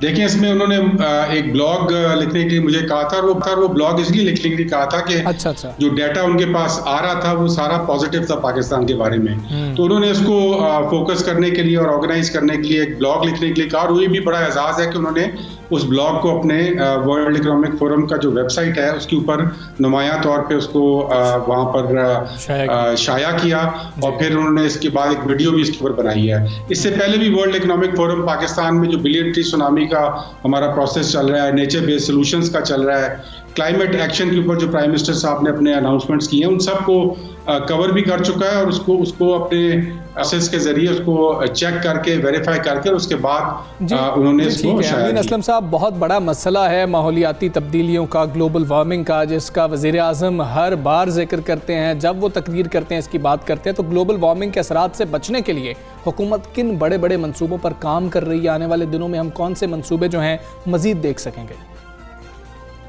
देखिए, ग्लोबल वार्मिंग से बचने के लिए पाकिस्तान जो है वो दुनिया के मुतासिर तरीन ममालिक में शामिल है। हम टॉप 10 कंट्रीज़ में शामिल होते हैं जो कि क्लाइमेट चेंज से मुतासर हैं। अभी मैं बलूचिस्तान का दौरा करके आ रहा हूँ। बलूचिस्तान का प्रोविंस जहाँ पर कहत साली का इस वक्त सामना है, वो भी क्लाइमेट चेंज की वजह से, मौसमियाती तब्दीलियों की वजह से वहाँ पर एक बड़ा चैलेंज का सामना है। लेकिन इन सब के लिए पाकिस्तान ने एक 2 पॉइंट स्ट्रेटजी बनाई है। एक ये कि एनर्जी सेक्टर के अंदर हम अपने शिफ्ट करेंगे टुवर्ड्स क्लीन एनर्जी, जिसमें जॉब्स भी क्रिएट होंगी और पाकिस्तान को एक माहौल दोस्त एनर्जी पाथवे की तरफ लेके जाएंगे। और दूसरा हमारा जो है वो ये है कि हम नेचर बेस्ड सॉल्यूशंस के ऊपर बिलीव करते हैं, यानी कि हमने अगर अपने नेचर के साथ बैलेंस को ख़राब किया है तो उसको तदारक भी हम नेचर के अंदर इन्वेस्ट करके ही हासिल कर सकते हैं। और उस नेचर बेस्ड सॉल्यूशन में हमारा 10 बिलियन ट्री सुनामी का प्रोजेक्ट शामिल है, जिस शजरकारी के जरिए, जिसका जो कि दुनिया में एक माना हुआ जरिया है, जिसके जरिए हम क्लाइमेट चेंज को ना सिर्फ कम करते हैं क्योंकि कार्बन डाइऑक्साइड दरख्त अब्जॉर्ब करते हैं, बल्कि लोकल क्लाइमेट को भी चेंज करते हैं। और उसके साथ साथ हम प्रोटेक्टेड एरिया इनिशिएटिव यानी कि अपने प्रोटेक्टेड एरियाज में, नेशनल पार्क्स में इन्वेस्ट कर रहे हैं, जिसके जरिए अगेन क्लाइमेट चेंज को भी तदारक में मदद होती है और ग्रीन जॉब्स भी क्रिएट होती हैं। तो ये बड़ा क्लियर स्ट्रेटजी है पाकिस्तान की और दुनिया इसको देख रही है और दुनिया इसको मान रही है कि ये पाकिस्तान ने सिर्फ बातें नहीं की बल्कि अपने पैसों से करके दिखाया है। और पाकिस्तान ने इसमें पहले बिलियन ट्री सुनामी के प्रोजेक्ट में इन्वेस्ट किया, केपी के प्रोविंस के अंदर उसको करके दिखाया। और इंशाल्लाह आप जो 10 बिलियन ट्री सुनामी है उसका पहला हमारा टारगेट है कि हमने 3 अरब इंशाल्लाह अगले 2023 तक पूरे करने हैं, उसको भी इंशाल्लाह पाकिस्तान करके दिखाएगा। और इसकी जो चेकिंग है वो सिर्फ पाकिस्तान नहीं कर रहा, इसलिए हमने इंडिपेंडेंट वेरिफिकेशन के लिए एक सिस्टम बनाया है, जिसमें एक लेवल पे WWF, IUCN और FAO तीनों इंटरनेशनल अदारे हैं, वो इसकी इंडिपेंडेंट मॉनिटरिंग कर रहे हैं इसकी परफॉर्मेंस की। और उसके साथ साथ हम सैटेलाइट के जरिए भी इसकी मॉनिटरिंग करवा रहे हैं जो कि सफारको कर रहा है। तो ये एक जीरो एरर वाला इंशाल्लाह हम सिमत में जा रहे हैं, जिसमें हमारी टोटल ट्रांसपेरेंसी है, टोटल क्रेडिबिलिटी है और क्लियर डायरेक्शन है, इसलिए दुनिया इसका एतराफ़ कर रही है। सही। मलिक साहब, आपने कहा कि दुनिया इसका एतराफ़ कर रही है, तो क्या पाकिस्तान की माहौलियाती तब्दीलियों के हवाले से कामयाबियों से फ़ायदा उठाने के लिए दीगर ममालिक या फॉरम्स ने पाकिस्तान से कोई राबता किया है? बिल्कुल किया है जी। यहाँ पर बहुत सारे ममालिक हमसे रब्ता कर चुके हैं और इसमें बड़े बड़े ममालिक शामिल हैं जिन्होंने पाकिस्तान की जो डायरेक्शन है उससे मोटिवेशन भी हासिल किया है और हमारे से गाइडेंस भी लेते रहते हैं। बल्कि हम ये प्रोजेक्ट सारा जो है ये एक वर्क इन प्रोग्रेस है, हम खुद इससे सीखते रहते हैं कि किस तरीके से इसको बेहतर किया जाए। मैं आपको एक एग्जांपल देता हूं कि जो बिलियन ट्री का हमारा प्रोजेक्ट था, जिस तरह मैं अभी बलूचिस्तान गया हुआ था, हमने उसकी टोटल स्ट्रक्चर को रीफोकस किया है ताकि हम उन जगहों पे इन्वेस्ट करें अपना पैसा जहां पर मैक्सिमम नेचुरल रिटर्न्स आ सकते हैं। मसलन वहां पर मैंग्रोव्स के अंदर बड़ी अच्छी इन्वेस्टमेंट हो सकती थी, उसको हमने बढ़ाया। वहां पर जो नेचुरल रीजनरेशन है ज़ोब के इलाके में, जहां पर बड़ा एक कीमती हमारे पास चलगोजे का फॉरेस्ट है, उसको हम बढ़ा रहे हैं। तो ये एक ऐसा प्रोसेस है जिसमें हम खुद सीखते रहते हैं और फिर ये इस पूरे प्रोसेस के साथ खुसूसन जो इसका ट्रांसपेरेंसी का एलिमेंट है कि इसको हम रिजल्ट्स दिखा सकते हैं, मॉनिटर करवा सकते हैं, उसको बहुत सारे ममालिक स्टडी कर रहे हैं। मैं आपको एग्जांपल ये देता हूँ कि बिलियन ट्री का जो कॉन्सेप्ट है उसको फॉलो करते हुए इंग्लैंड के अंदर भी बिलियन ट्री का एक कॉन्सेप्ट लॉन्च किया गया है। इसके साथ साथ न्यूजीलैंड के अंदर बिलियन ट्री के नाम से प्रोजेक्ट लॉन्च किया गया और फिर अमेरिका के अंदर एक ट्रिलियन ट्री का प्रोजेक्ट लॉन्च किया गया है। तो ये जो कॉन्सेप्ट है कि बिलियन ट्रीज को आप लगाएं, उसको खुसूसन ममालिक ने बहुत ज़्यादा सराहा है, क्योंकि इसका एक एलिमेंट भी है कि आप एक बड़ा टारगेट देते हैं और फिर उसको अचीव करके दिखाते हैं। असलम साहब, ये बिलियन ट्री के हवाले से ही, मंसूबे के हवाले से हमें बता दें कि ये कहाँ तक पहुँच चुका है, कब तक मुकम्मल हो जाएगा ये मंसूबा, कितना मजीद इंतज़ार करना होगा?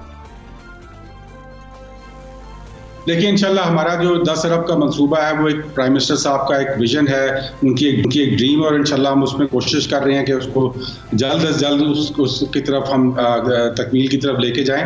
इसमें हम इंशाल्लाह हमारा टारगेट है कि पहला अरब जो है वो हम इंशाल्लाह इस साल जून तक हासिल करेंगे, जो कि तमाम हमारे प्रोविंसेस को मिला के होगा, जिसमें केपी भी है, सिंध भी है, पंजाब भी है, बलूचिस्तान भी शामिल है, उसके अंदर AJK और GB भी शामिल हैं। और उसके बाद हमारा टारगेट है कि 2023 तक जो PC1 बना हुआ है उसमें 3.2 बिलियन यानी कि 3 बिलियन और 20 करोड़ का हमने टारगेट अचीव करना है। और इंशाल्लाह इसी प्रोसेस में हम आगे चलते रहेंगे। हमें उम्मीद है कि अगली हुकूमत भी इंशाल्लाह PTI की होगी, इमरान खान साहब की होगी, और हम इंशाल्लाह को अपने 10 बिलियन के टारगेट को भी अचीव करेंगे। बिल्कुल जी, यकीनन। मलिक साहब, लाहौर में मिवाकी जंगल के तजर्बे किए गए थे, जो कि कामयाब भी रहा है ये तजुर्बा। अब कहाँ पर ये मंसूबे लगाए जा रहे हैं? ये देखें, मियावाकी का जंगल जो है ये हमारे ओरिजिनल मंसूबे में शामिल नहीं था, लेकिन जब हमने ग्राउंड पे काम शुरू किया तो ये एक बड़ा सक्सेसफुल एक्सपेरिमेंट था जो कि जापान में हो चुका है, और इसको फिर हमने अर्बन फॉरेस्ट्री के अंदर, अपने शहरों की फॉरेस्ट्री के अंदर शामिल किया, क्योंकि इसका फ़ायदा यह है कि ये छोटी जगह पे हो जाता है, 5-6 कनाल के ऊपर, और ये 10 गुना तेज़ी से फॉरेस्ट ग्रो करता है और ज़्यादा कार्बन डाइऑक्साइड जो है वो अब्जॉर्ब करता है, ज़्यादा ऑक्सीजन फराहम करता है, पोल्यूशन की कमी में मदद देता है। तो इसलिए हमने इसको बढ़ाया, और फिर पंजाब के अंदर इस वक्त लाहौर में 50 मियावाकी साइट्स जो हैं वो मार्च के एंड तक कंप्लीट हो जाएंगे। इसको फॉलो करते हुए KP ने भी अनाउंस किया, और वहाँ पर 100 मियावाकी फॉरेस्ट के ऊपर इस वक्त काम हो रहा है। तो ये इंशाल्लाह, और इस्लामाबाद के अंदर प्राइम मिनिस्टर साहब ने खुद लॉन्च किया था, जिसमें इस्लामाबाद में 20 मियावाकी फॉरेस्ट के ऊपर काम हो रहा है, और जो KP का प्रोजेक्ट है वो इंशाल्लाह वो भी हमें उम्मीद है कि जून से पहले वहाँ पर जो 100 साइट्स हैं वहाँ पर मुकम्मल हो जाएगा।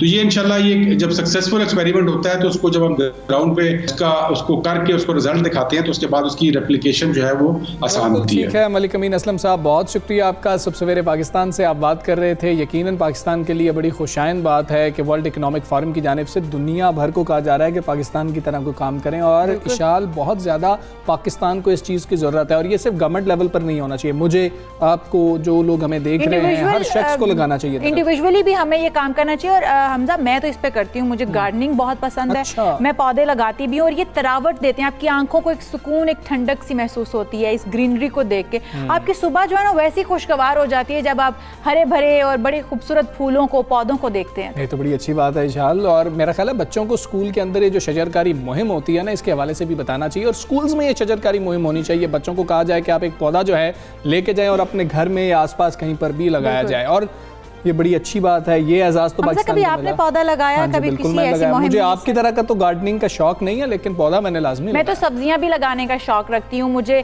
बैंगन लगाने अच्छे लगते हैं, मुझे मिर्चें लगानी अच्छी लगती हैं, टमाटर उगाती हूँ मैं। मिर्चें सिर्फ सब्जी के तौर पर? जी बिल्कुल बिल्कुल। चलें, ठीक है, मुझे इस तरह के काम पसंद है। अच्छा इशाल, आगे बढ़ते हैं। पाकिस्तान ने एक और एजाज भी हासिल किया है, और जिसकी जितनी तारीफ की जाए वो कम है। कोरोना वबा से लड़ने वाले हीरोज़ की फहरिस्त में पाकिस्तानी खातून डॉक्टर को शामिल किया गया है, जो पाकिस्तान के लिए बहुत ही एक अच्छी बात है, और बाकी लोगों को मोटिवेट करने के लिए ऐसे हीरोज़ जो हैं बहुत अहम किरदार अदा करते हैं। जी हाँ, कोरोना वबा को 1 साल मुकम्मल होने पर ऑनलाइन अमरीकी चैनल नेशनल पब्लिक ने ये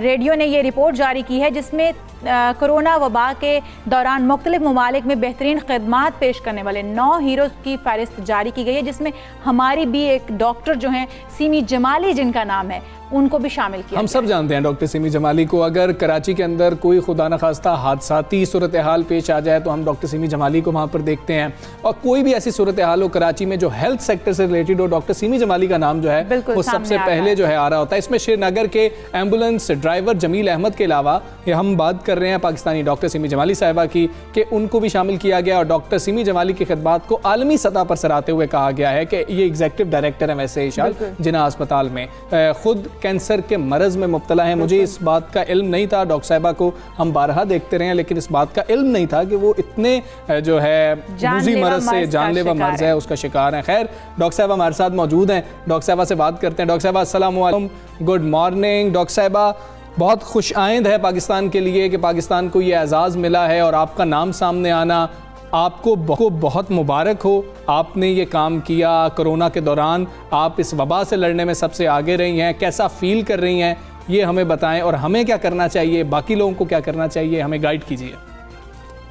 अल्हम्दुलिल्लाह, बहुत अल्लाह की मेहरबानी है, और मैं तो समझती हूँ कि मेरा फर्ज था। मैंने कोई ऐसा काम नहीं किया जो कि आउट ऑफ द ब्लू हो।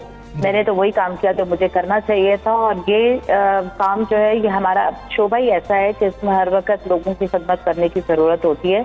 और ये ख़ास तौर पे जब आलमी वबा आई है पाकिस्तान में भी, तो उसने हमें ऐसा गियर अप कर दिया कि हम सब कुछ ही भूल गए, तन मन की बाजी लगा दी। सब लोगों ने काम किया कि अकेला कोई काम नहीं कर सकता था। This was a team work, और जिन्ना अस्पताल को, हमारे मुल्क को बड़ा एजाज हासिल है कि हमारा भी नाम शामिल किया गया है इसके अंदर। लेकिन हमने कोई नाम पैदा करने के लिए काम नहीं किया था। नाम तो अल्लाह ताला की मेहरबानी हुई कि इस तरह आ गया, आउट ऑफ द ब्लू ये सब कुछ हुआ है। लेकिन बहुत सारी तकालीफ थी जिन मरहलों से हम गुजरे हैं, और पर्सनली भी और प्रोफेशनली भी। लेकिन अल्लाह मियां ने किसी न किसी सूरत पाकिस्तान को इस वबा से काफ़ी हद तक निजात दी है। और अब थर्ड वेव क्योंकि आने वाली है और आ रही है, बल्कि ग्रेजुअली हम देख रहे हैं कि थोड़ा नंबर राइज हो रहे हैं इन सम एरियाज ऑफ पाकिस्तान। तो अब हमें बहुत ही एहतियात करने की जरूरत है। मैं हर वक्त एक बात कहा करती थी, और मुझे अच्छी तरह याद है कि डे 1 से मैं लोगों को ये कहती थी कि आप लोग इस मूजी मर्ज का सिर्फ एक ही चीज हम कर सकते हैं फिलहाल, और वो था एहतियात। और अब एक और चीज अल्लाह मियां की मेहरबानी से हमारे मुल्क में भी आ गई है, थैंक्स टू द गवर्नमेंट, के फ्री वैक्सीनेशन यहाँ पे प्रोवाइड की जा रही है हेल्थ केयर वर्कर्स को भी। और सही 8 साल से बड़ी उम्र के, तो अगर सब लोग अपने आप को वैक्सीनेट करवाने लग जाएं तो किसी हद तक एक इम्यूनिटी सबको हो जाएगी, और हमें एक हर्ड इम्यूनिटी की इस वक्त ज़रूरत है।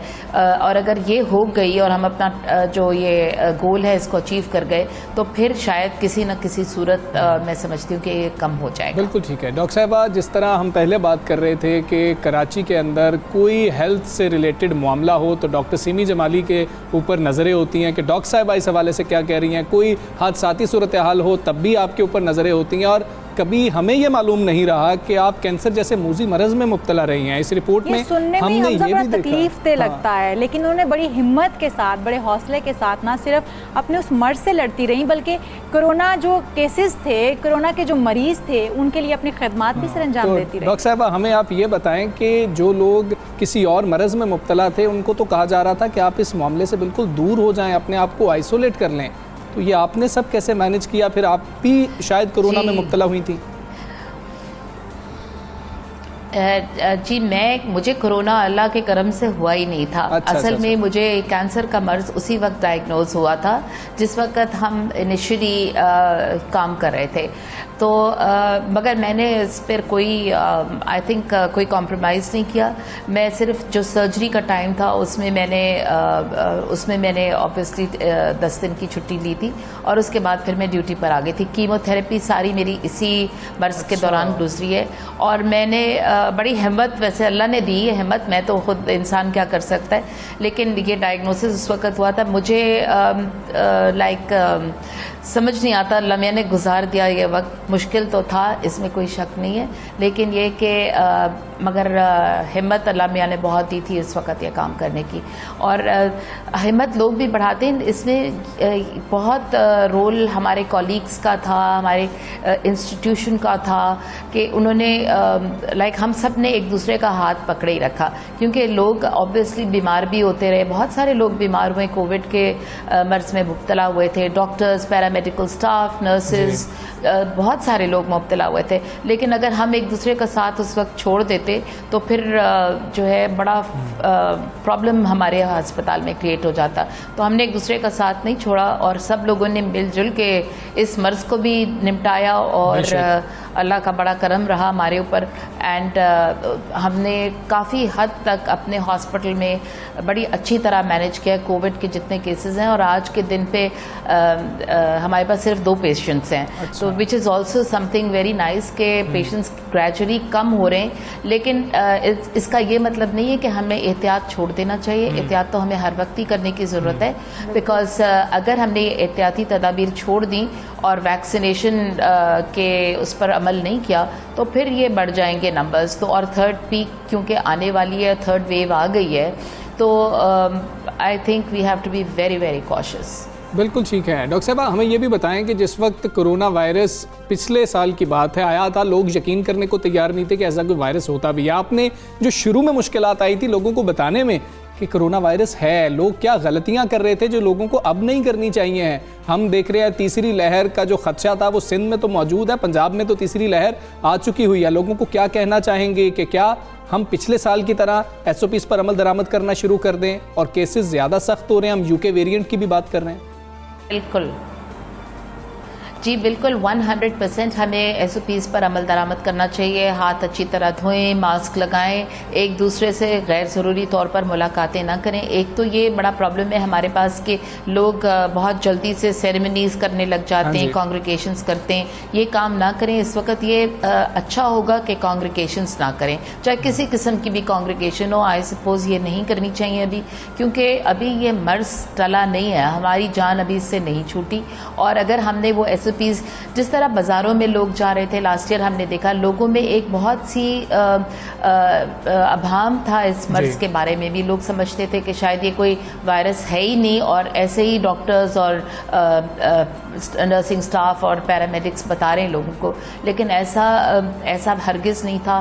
There is actually a pandemic, और हम लोगों को अब उससे नबर्दाज़मा होने के लिए बहुत सारी चीज़ें करने की ज़रूरत है, जिसमें सबसे इम्पॉर्टेंट चीज़ जो है कि हम प्रिकॉशनरी मेजर्स लें और SOPs पर अमल दरामद करें। और वो लोग जो अपने आप को वैक्सीनेट करा सकते हैं वो प्लीज़ वैक्सीनेट अपने आप को कराएं, और ये बिल्कुल फ्री ऑफ कॉस्ट है, इसलिए हुकूमत की तरफ से फराहम की जा रही है। तो मेरा ख्याल से I think it's high time कि हम रियलाइज़ करें अपनी कौमी जिम्मेदारी को। बिल्कुल ठीक है। डॉक्टर सिमी जमाली साहिबा, बहुत शुक्रिया आपका। ग्लोबल हीरोज़ में आपका नाम शामिल था, पूरे पाकिस्तान के लिए जो है वो बाइस फ़ख्र है। और वो किस तरीके से देखिए अभी वो कह रही है कि अभी ये वबा ख़त्म नहीं हुई और हम उसी तरह पुरअज़्म है काम करने के लिए। इसमें एक और भी चीज़ है जो कि कोरोना वायरस जब आपको हो गया है तो आप मेंटली कितने स्ट्रांग हैं, और आप अगर मेंटली स्ट्रांग है तो आप बड़ी जल्दी उससे निकल आएंगे। लेकिन अगर आपने हिम्मत हार दी है, आपका तवक्कल जिसको भरोसा कहते हैं अल्लाह पर से उठ गया है कि मैं शायद मर जाऊंगा, तो फिर आपको यकीनन कोई भी नहीं बचा सकता। लेकिन एक हौसला और एक हिम्मत ना छोड़ें। अच्छा, मैं ये एक बात व्यूअर्स को बता दूं कि मेरे दोस्तों में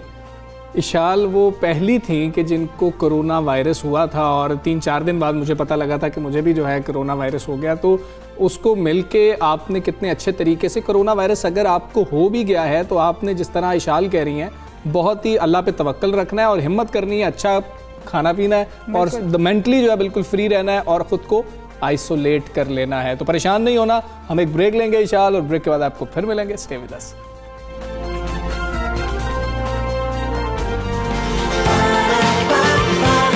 सुबह सवेरे पाकिस्तान,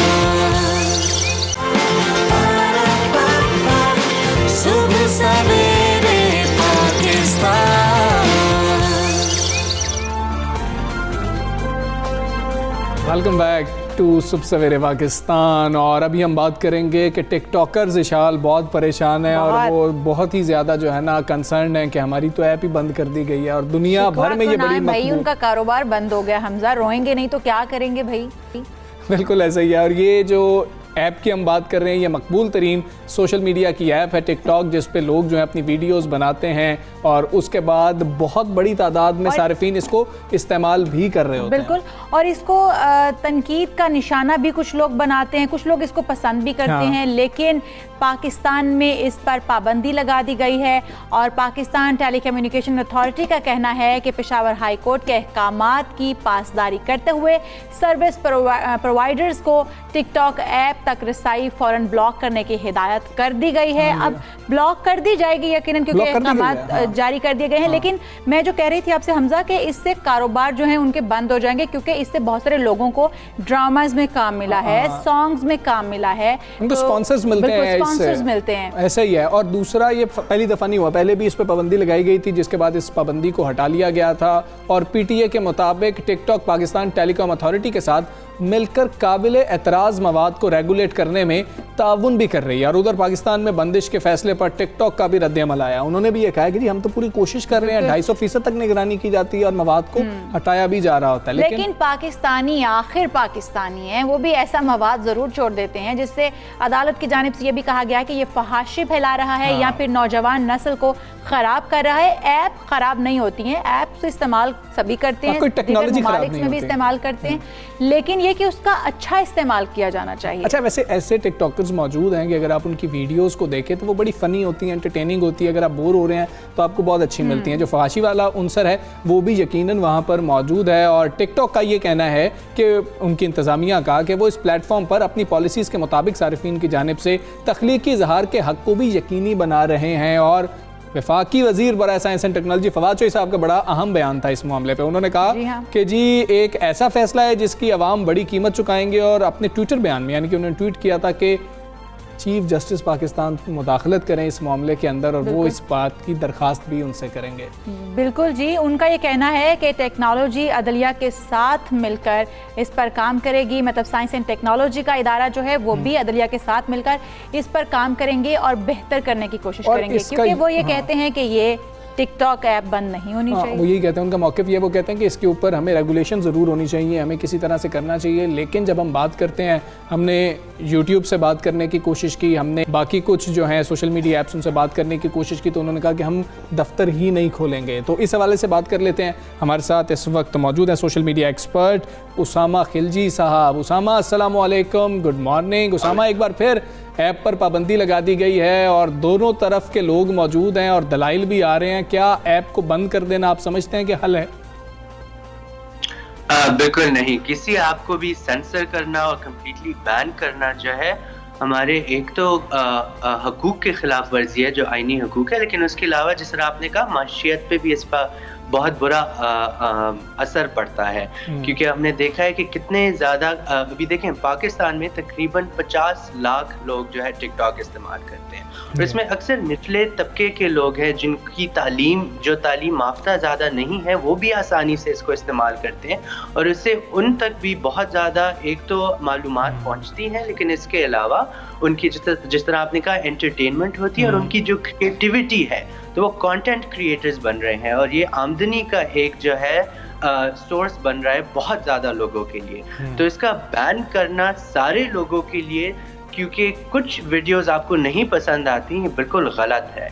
तो इसके अलावा अगर आप टिकटॉक की रिपोर्ट देखें तो पिछले 6 महीनों में दुनिया में दूसरे नंबर पे पाकिस्तान उन मुल्कों में है जहां पे टिकटॉक ने सबसे ज़्यादा वीडियोस हटाई हैं। तकरीबन 80 लाख से भी ज़्यादा वीडियो उन्होंने हटाई हैं। और दूसरी स्टार्ट देखें तो टिकटॉक ने पाकिस्तान हुकूमत की दरख्वास्त पर 14,000 वीडियोस हटाई हैं, जो दुनिया में अव्वल तरीन नंबर पे ये आता है। तो इससे हमें यही नज़र आता है कि टिकटॉक ऑलरेडी कंप्लाई और कोऑपरेट कर रहा है पीटीए के साथ और हुकूमत के साथ। तो इसका इस घड़ी पे जो बैन करना जो है मुझे मुनासिब बिल्कुल नहीं लगता। उसामा, इससे पहले भी पाकिस्तान में टिकटॉक ऐप बंद की गई थी, मगर चंद रोज के बाद उसे दोबारा बहाल कर दिया गया था। तो क्या समझते हैं ये सिलसिला इस बार कब तक चलेगा? जी ये सिलसिला चलना तो बिल्कुल नहीं चाहिए, लेकिन मेरे ख्याल से जल्द से जल्द कोर्ट ने तकरीबन 2 हफ्ते का टाइम दिया है पीटीए को। लेकिन मुझे ये नहीं समझ आ रही, जब पीटीए ऑलरेडी कह रहा है कि ये जो है कोऑपरेट कर रहे हैं, तो फिर क्यों बैन करने का ऑर्डर दिया गया? और इसमें मेरे ख्याल से एक ये माइंडसेट कंट्रोल का जो है हमें नज़र आता है हुकूमत में भी और अदलिया में भी, जिसमें बस बंद कर दो चीज़ों को। मेरे ख्याल से ये ऑप्शन जो है बिल्कुल हटा देना चाहिए, क्योंकि इसका फिर अगर आप देखें 4 साल के लिए यूट्यूब ब्लॉक हुआ था पाकिस्तान में, उससे हमारी डिजिटल इकोनॉमी पे बहुत ज़्यादा बुरा असर आया। एक तो आपके कंटेंट क्रिएटर सफ़र होते हैं, क्योंकि पूरी दुनिया में 4 साल तक लोग जो है प्रोग्रेस करते रहे पाकिस्तानी फंसे हुए थे, उनका यूट्यूब ही नहीं था। एक तो ये मसला है, लेकिन दूसरा ये मसला है कि आपकी जो इकोनॉमी है, डिजिटल इकोनॉमी, अगर बाहर से कोई इन्वेस्ट करना चाहता है या आपके साथ कोई बिजनेस करना चाहता है तो वो देखेंगे ये तो एक ऐसा मुल्क है जहां आर्बिट्रारली अगले दिन को कोई भी ऐप ब्लॉक हो जाती है, तो हम यहाँ पे काम क्यों करें, यहाँ बिजनेस क्यों करें, क्योंकि यहाँ पे बहुत ज़्यादा अनसर्टेनिटी और इंस्टेबिलिटी है। तो मेरे ख्याल से ये भी पॉलिसी मेकर्स को माइंड में रखना चाहिए। ठीक है उसामा, हमें आप ये भी बताएं कि किसी भी ऐप की हम बात कर लें, हमने पहले भी मुख्तलिफ ऐप्स को बंद होते हुए देखा था, हम उसके इस्तेमाल को बेहतर कैसे बना सकते हैं? अब रेगुलेशंस मौजूद हैं, उनको रेगुलेट किया जाता है, वो ताउन भी कर रहे हैं, कंटेंट को हटा भी दिया जाता है, फिर भी ऐसा कंटेंट मौजूद है जो पाकिस्तान में ये समझा जाता है कि ये अखलाकियात के तकाजे पूरे नहीं कर रहा होता। तो हमें क्या सिखाना है लोगों को कि जब आईटी इंडस्ट्री इतनी ज़्यादा फ्लरिश कर रही है, हम पाकिस्तान में भी आईटी इंडस्ट्री की बात कर रहे हैं, तो फिर हमें लोगों को ये कवानीन भी सिखाने होंगे कि ऐप्स को इस तरह से इस्तेमाल किया जाए? ये कितना मुश्किल टास्क है? जी, इसमें आगाही करनी चाहिए यूजर्स को। सबसे पहले तो आप देखें कि आप रिपोर्टिंग मैकेनिज्म जो है ना वो आपके हर ऐप के अंदर मौजूद है। तो कोई भी ऐसा मवाद जो आपको नामुनासिब लगे तो आप उसको रिपोर्ट कर सकते हैं, और अगर उनके स्टैंडर्ड्स के खिलाफ हो जाता है तो फिर उसको हटा दिया जाता है, और हमारी तंजीम भी अक्सर इस पे बहुत ज्यादा काम करती है। इसके अलावा लोगों को ऑब्वियसली ख्याल रखना चाहिए, लेकिन मेरे ख्याल से रियासत को या हुकूमत को इस चीज़ का वो डिसीजन मेकर नहीं बनना चाहिए कि क्या इखलाक के खिलाफ है, क्या इखलाक के साथ है, क्योंकि ये जो है एक बहुत ज़्यादा सब्जेक्टिव बात है। नहीं तो ये फैसला कौन करेगा अगर रियासत नहीं करेगी उसामा? ये फैसला कौन करेगा? रियासत का काम तो है इन चीज़ों को रेगुलेट करना। देखें, ऑलरेडी आपके जो है जो नामुनासिब चीज़ें हैं, जो पोर्नोग्राफिक कंटेंट है, इस तरह का कंटेंट है, वो तो उस पर अलाउड ही नहीं होता, वो खुद ही हटा दिया जाता है। लेकिन उसामा इसके बावजूद हम देखते हैं बहुत सारी वीडियोस ऐसी हैं जो कि आप फैमिली में बैठ के, अपने बच्चों के साथ बैठ के, अपने बहन भाइयों के साथ बैठ के नहीं देख सकते हैं।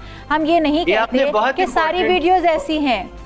बिल्कुल, बहुत इंपॉर्टेंट नुक्ता आपने उठाया है। और इसमें एक दूसरी चीज़ है कि अक्सर हमारे जो एप्लीकेशंस हैं या वीडियो गेम्स हैं उस पे एज का फिल्टर होता है। तो मिसाल के तौर पे अक्सर एक वीडियो गेम होगी जो 18 साल से कम उम्र बच्चे नहीं खेल सकते। आपकी मूवीज पे भी 13 साल, 16 साल, 18 साल का उस पे वो स्टैम्प आता है। और इसी तरह टिकटॉक पे भी मेरे ख्याल से एप्लीकेशन को ये करना चाहिए कि एज के फिल्टर्स लगाए। तो अगर कम उम्र बच्चे इसको इस्तेमाल कर रहे हैं उनको इजाज़त ना दी जाए, पेरेंट्स ना उन्हें इजाज़त दें।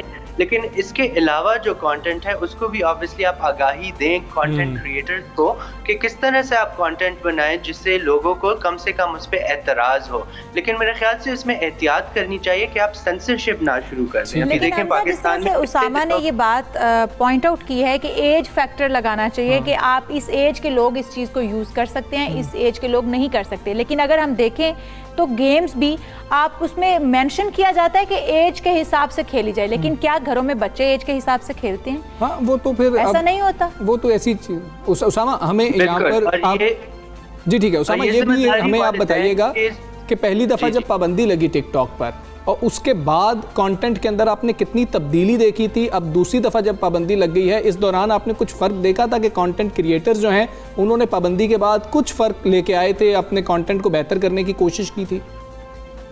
जी, मेरा मौक़िफ़ तो ये है कि हुकूमत चाहती है कि सोशल मीडिया पे ज़्यादा से ज़्यादा कंट्रोल लाए। तो अगर आप देखें तो गूगल, फेसबुक, ट्विटर को इस तरह दरख्वास्तें भेजी जाती हैं कि जो तनकीद लोग करते हैं उनका मवाद हटाने की कोशिश करते हैं।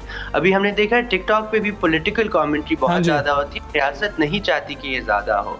तो मेरे ख्याल से ये टिकटॉक को इसलिए जो है इस्तेमाल कर रहे हैं क्योंकि इसका बहाना बनाना आसान है कि क्योंकि इस पर नामुनासिब मवाद है तो इनको हम बैन करते हैं और एप्लीकेशन को ये मैसेज भेजते हैं कि अगर आप हुकूमत की बात नहीं सुनेंगे हम आपको भी बैन कर देंगे। तो मेरा मौक़िफ़ तो ये है, कंटेंट की क्वालिटी में कोई तब्दीली मुझे नहीं नज़र आई। जिस तरह पहले कंटेंट था वो अभी भी पाया जाता है, लेकिन मेरे ख्याल से लोग जो है और ये माशरे का भी मसला है कि वो देखते हैं कि सोशल मीडिया पे लोगों की आवाज़ें बहुत ज़्यादा उठ रही हैं। ये आवाज़ दबाई रखनी चाहिए और इसमें क्रिएटिव कंटेंट और एंटरटेनमेंट कंटेंट की जो मॉरल पुलिसिंग है वो भी बहुत ज़्यादा होती जा रही है। बिल्कुल ठीक है, उसामा खिलजी हमारे साथ मौजूद थे। यह मामला है कि लोग इसको डिस्कस करें। पाकिस्तान में बड़ी तादाद में लोग जो टिकटॉक इस्तेमाल करते हैं वो इस पर जो है शिकवा भी कर रहे हैं कि बंद कर दी गई, लेकिन अदालत का फैसला है और अदालत का फैसला कब तक बरकरार रहता है और PTA जो है इस सवाल से क्या जवाब अब जमा करवाता है, ये बहुत ही अहम चीज़ है। बिल्कुल। तो हमजा, हम आगे बढ़ते हैं मेरे ख्याल में, और एक और इसी कुछ शहरी तौर तरीक़ों को देखते हुए या शहर के माहौल को देखते हुए या फिर शहर में कितनी सहूलियात दी गई हैं, इसी के ऊपर हमने एक रिपोर्ट भी बनाई है। सिंध के दूसरे बड़े शहर हैं ये हैदराबाद, जहाँ पर तफरीही मकामात का फुकदान है, बेशतर पार्क टूट फूट का शिकार हैं, जो कि अक्सर शहरों में देखने को मिलता है। नूरानी बस्ती के इलाके में भी करोड़ों रुपए की लागत से बनाया जाने वाला मुस्तफ़ा पार्क भी इंतजामी अदम तवज्जुही के बाइस खंडर बन चुका है। बिल्कुल घास नहीं है, झूले, मॉन्यूमेंट्स जो हैं वो बिल्कुल तबाह हो चुके हैं। ऐसा क्यों हुआ? जब इतना बड़ा जो है मंसूबा बनाया जाता है, इतना खर्चा करोड़ों में कर दिया जाता है, तो उसकी देखभाल क्यों नहीं की जाती? शराज भट्टी से जानने की कोशिश करते। शराज, वजह क्या है, ऐसी हालत क्यों हो गई? जी बिल्कुल, हैदराबाद में पहले ही तफरीह गाहों का फुकदान था, लेकिन ज़िले हुकूमतों के दौर में शहरियों की सहूलत के लिए जो तफरीह गाहें बनाई गई थी वो भी अब खस्ता हाली का शिकार हो चुकी हैं। मैं इस वक्त मौजूद हूँ हैदराबाद के मुस्तफ़ा पार्क में। ये मुस्तफ़ा पार्क ज़िले हुकूमत के दौर में करोड़ों रुपए की लागत से तामीर किया गया था। यहाँ पर घास लगाई गई थी, पौधे लगाए गए थे, मोनूमेंट लगाए गए थे, बच्चों के लिए झूले लगाए गए थे ताकि जो हैदराबाद के शहरी हैं इस पार्क में आकर तफरीह कर सकें।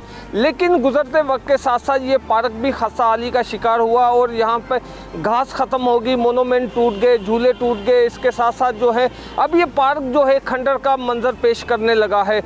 लेकिन बदकिस्मती ये है कि इस पार्क में जो दरख्त लगे हुए थे वो भी कटवा दिए गए हैं। यहाँ पर इस पार्क का अलमिया ये है कि इस पार्क में 7 अफराद तैनात हैं इस पार्क की देखभाल करने के लिए, लेकिन उनके बावजूद जो है इस पार्क की हालत ये हो चुकी है कि अब यहाँ पे ना तो घास है, ना मोनूमेंट है, ना झूले हैं, ना ही शहरी यहाँ पर तफरीह के लिए आते हैं। इस हवाले से हैदराबाद के शहरियों का यही मुतालबा है कि हैदराबाद में जितनी भी तफरीह गाहें बशमूल मुस्तफ़ा पार्क के, उन्हें दोबारा जो है शहरियों की तफरीह के लिए काबिल इस्तेमाल बनाया जाए। जी ठीक है शहराज, बहुत शुक्रिया, आप हमें आगाह कर रहे थे। ये वो मसाइल हैं कि जो आवाम को बहुत ज़्यादा सामना जिनका करना पड़ता है। अब आप देखें पार्क्स तो मौजूद हैं, या तो उन पर टाइमिंग्स का इशू आ जाता है कि जी कि ये टाइम इसलिए है, या फिर वहाँ पर झूले होते हैं तो वो बिल्कुल बंद कर दिए जाते हैं, और वहाँ पर अक्सर अब ऐसा हो रहा है कि वहाँ पर लोगों को जाने नहीं दिया जा रहा, बिल्कुल वीरान हो जाते हैं। हमारे बच्चे जो हैं वो हमारे माशरे का मुस्तकबिल हैं, हमारे मुल्क का मुस्तकबिल हैं, और ये उन्हीं के लिए पार्क्स बनाए जाते हैं, ग्राउंड्स बनाए जाते हैं, लेकिन इनको बहाल रखने के लिए कोई इकदामात नहीं नजर आते। तो इनके लिए इकदामात होने चाहिए, बहुत ज़्यादा ज़रूरी है। चलें, अब आप ग्राउंड्स की बात कर रही हैं, पार्क्स की बात कर रही हैं, तो थोड़ा सा इशाल क्रिकेट का जिक्र कर लेते हैं। अब क्रिकेट का सीज़न एक दफ़ा तो रुका PSL की वजह से कि हमें कोरोना की वजह से रोकना पड़ा, लेकिन अब जनूबी अफ्रीका और जिम्बाब्वे के खिलाफ पाकिस्तान ने जो सीरीज़ खेलनी है, स्क्वाड का ऐलान कर दिया गया है, जिसमें शर्जील खान की T20 क्रिकेट में वापसी हो गई है। वापसी हो चुकी है और मजीद नए खिलाड़ियों का भी शामिल होने का इंकशाफ हुआ है। कौमी T20 और वनडे स्क्वाड 18 खिलाड़ियों पर मुश्तमिल है, जिनमें 14 खिलाड़ी ऐसे हैं जो दोनों तर्ज की क्रिकेट में पाकिस्तान की नुमाइंदगी करेंगे। बिल्कुल ऐसे यार, तीनों फॉर्मेट्स के लिए बाबर आजम को रिटेन किया गया है, बाबर आजम को रखा गया है, वो कप्तान होंगे। लेकिन एक चीज़ जो मुख्तलिफ हुई ना इशाल, वो ये हुई कि आप मोहम्मद रिजवान को लेके गए थे, बाबर आजम की जगह उन्होंने कप्तानी भी की थी, लेकिन शादाब की वापसी के बाद वनडे के अंदर और T20 के अंदर हम देखें ना तो वाइस कैप्टन जो है वो शादाब को बना दिया गया, और टेस्ट के लिए जो है वाइस कैप्टन वो रिजवान ही होंगे। बात कर लेते हैं स्पोर्ट्स एनालिस्ट हमारे साथ अब्दुल गफ्फार साहब, अस्सलामु अलैकुम, गुड मॉर्निंग। कैसी टीम्स है, पहले हमें टीम्स का बता दें कि ये तीनों टीम्स आपको ठीक लग रही हैं, बैलेंस्ड है, किसी को हमने ड्रॉप तो नहीं कर दिया?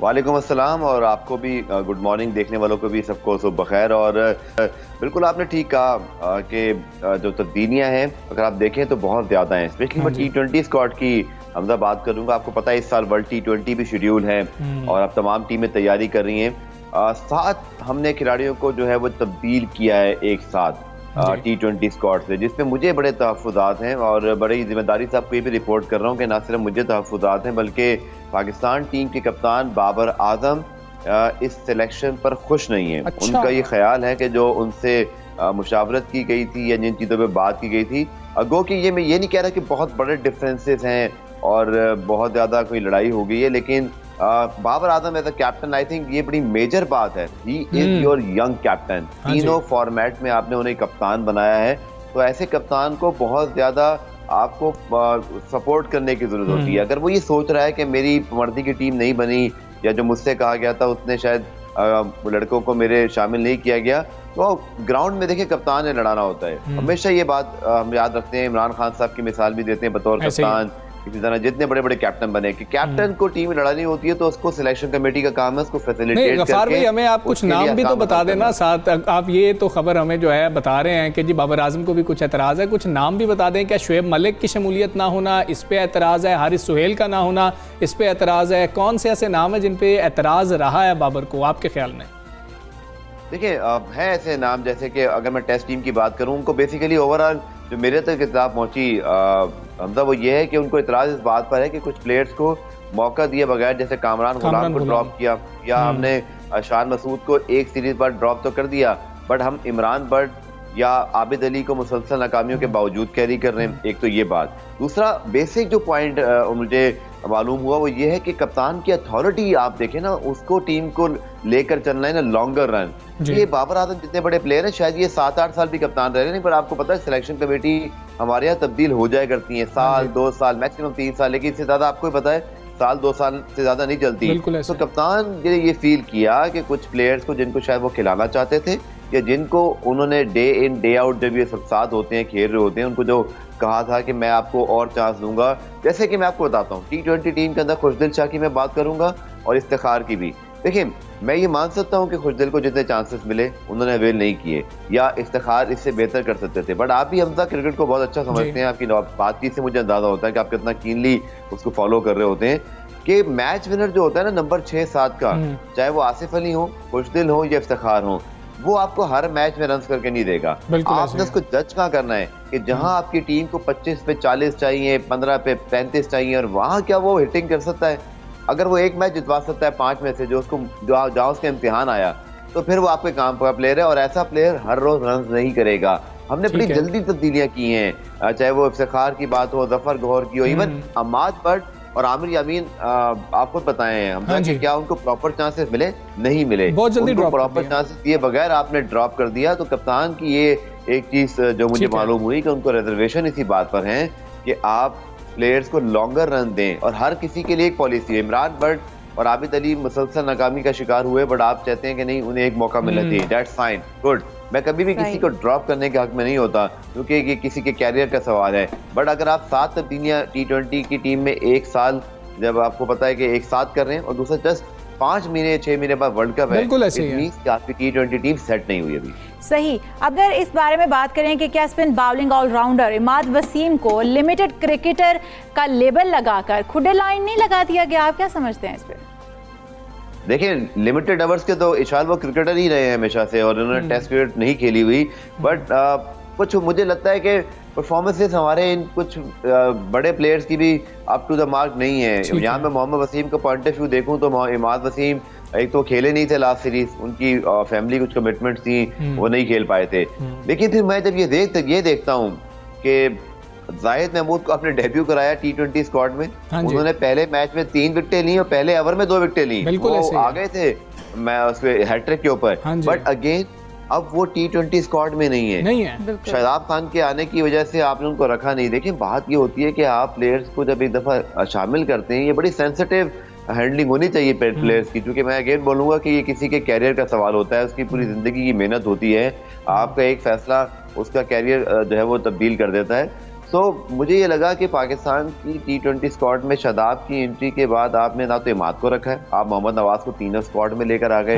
अब मुझे ये समझ नहीं आई कि आप हमारे यहाँ ये क्यों होता है कि हम एक दफा किसी को देते हैं तो छप्पड़ फाड़ के दे देते हैं उसकी तमाम उसकी मतलब कि भाई आपको सारे चांसेस मिलेंगे, या जिसको नहीं मिलता इमाद वसीम को आपको दोनों स्क्वाड से बाहर कर दिया। इमाद वसीम प्रॉपर आपको पता है कि स्पेशली भारत में वर्ल्ड कप हो रहा है, और जो लोग क्रिकेट को फॉलो करते हैं उनको पता है कि इमाद वसीम नई गेंद से बहुत अच्छी स्पिन बॉलिंग कर लेते हैं, और उनके 4 ओवर हमेशा हमने रिलायबल रखे, गो कि उनको बैटिंग में थोड़ी और से मेहनत की जरूरत है, बट इमाद वसीम एक बड़े इंटीग्रल पार्ट है रहे हैं पाकिस्तान की T20 टीम के। आपने मोहम्मद नवाज को चले डालना था वनडे में डाल देते, टेस्ट में अगर आपको जरूरत थी आप वहां डाल देते, बड़ा गेंद आपने तीनों फॉर्मेट में उनको एक साथ डाल। गफ्फार भाई हमें जरा आप ये भी बताएं शर्जील खान की वापसी कितनी बेहतर हो सकती है? हमने फखर की भी वापसी किया लेकिन ODI में किया, हमने T20 में वापसी नहीं की, हमने शर्जील को हम T20 में लेके आए, साथ शाहनवाज धानी को हमने चांस दिया, हमने उनकी बेहतरीन बॉलिंग देखी थी, लेकिन क्या उनको T20 में चांस नहीं दिया जा सकता था जिसमें हम उनको देख के लेके आए टीम में? हम टेस्ट फॉर्मेट में ले गए उनको। देखिए मोहम्मद वसीम इस टीम की अनाउंसमेंट से पहले ना हमजा मेरे शो में थे तकरीबन 4 से 5 दिन पहले, और वहाँ मुझे हिंट मिल गई थी उनकी बातों से।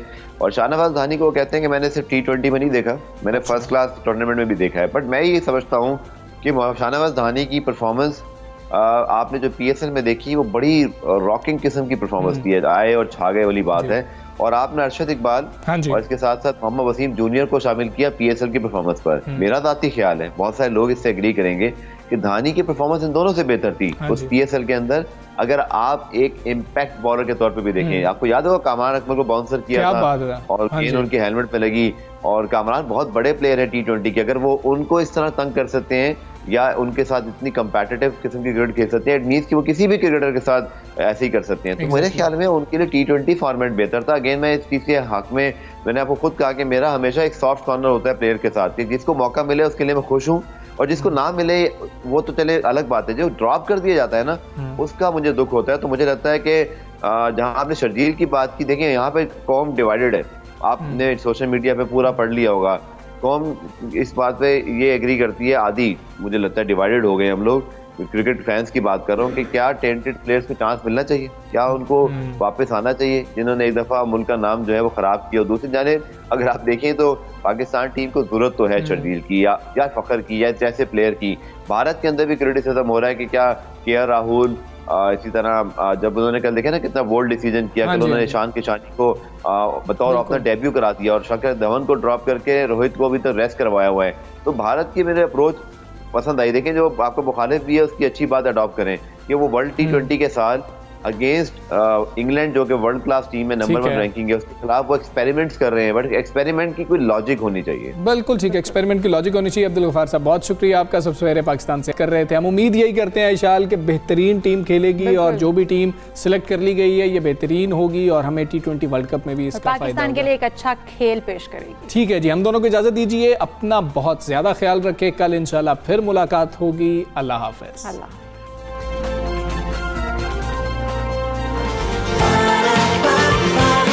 सुबह सवेरे पाकिस्तान।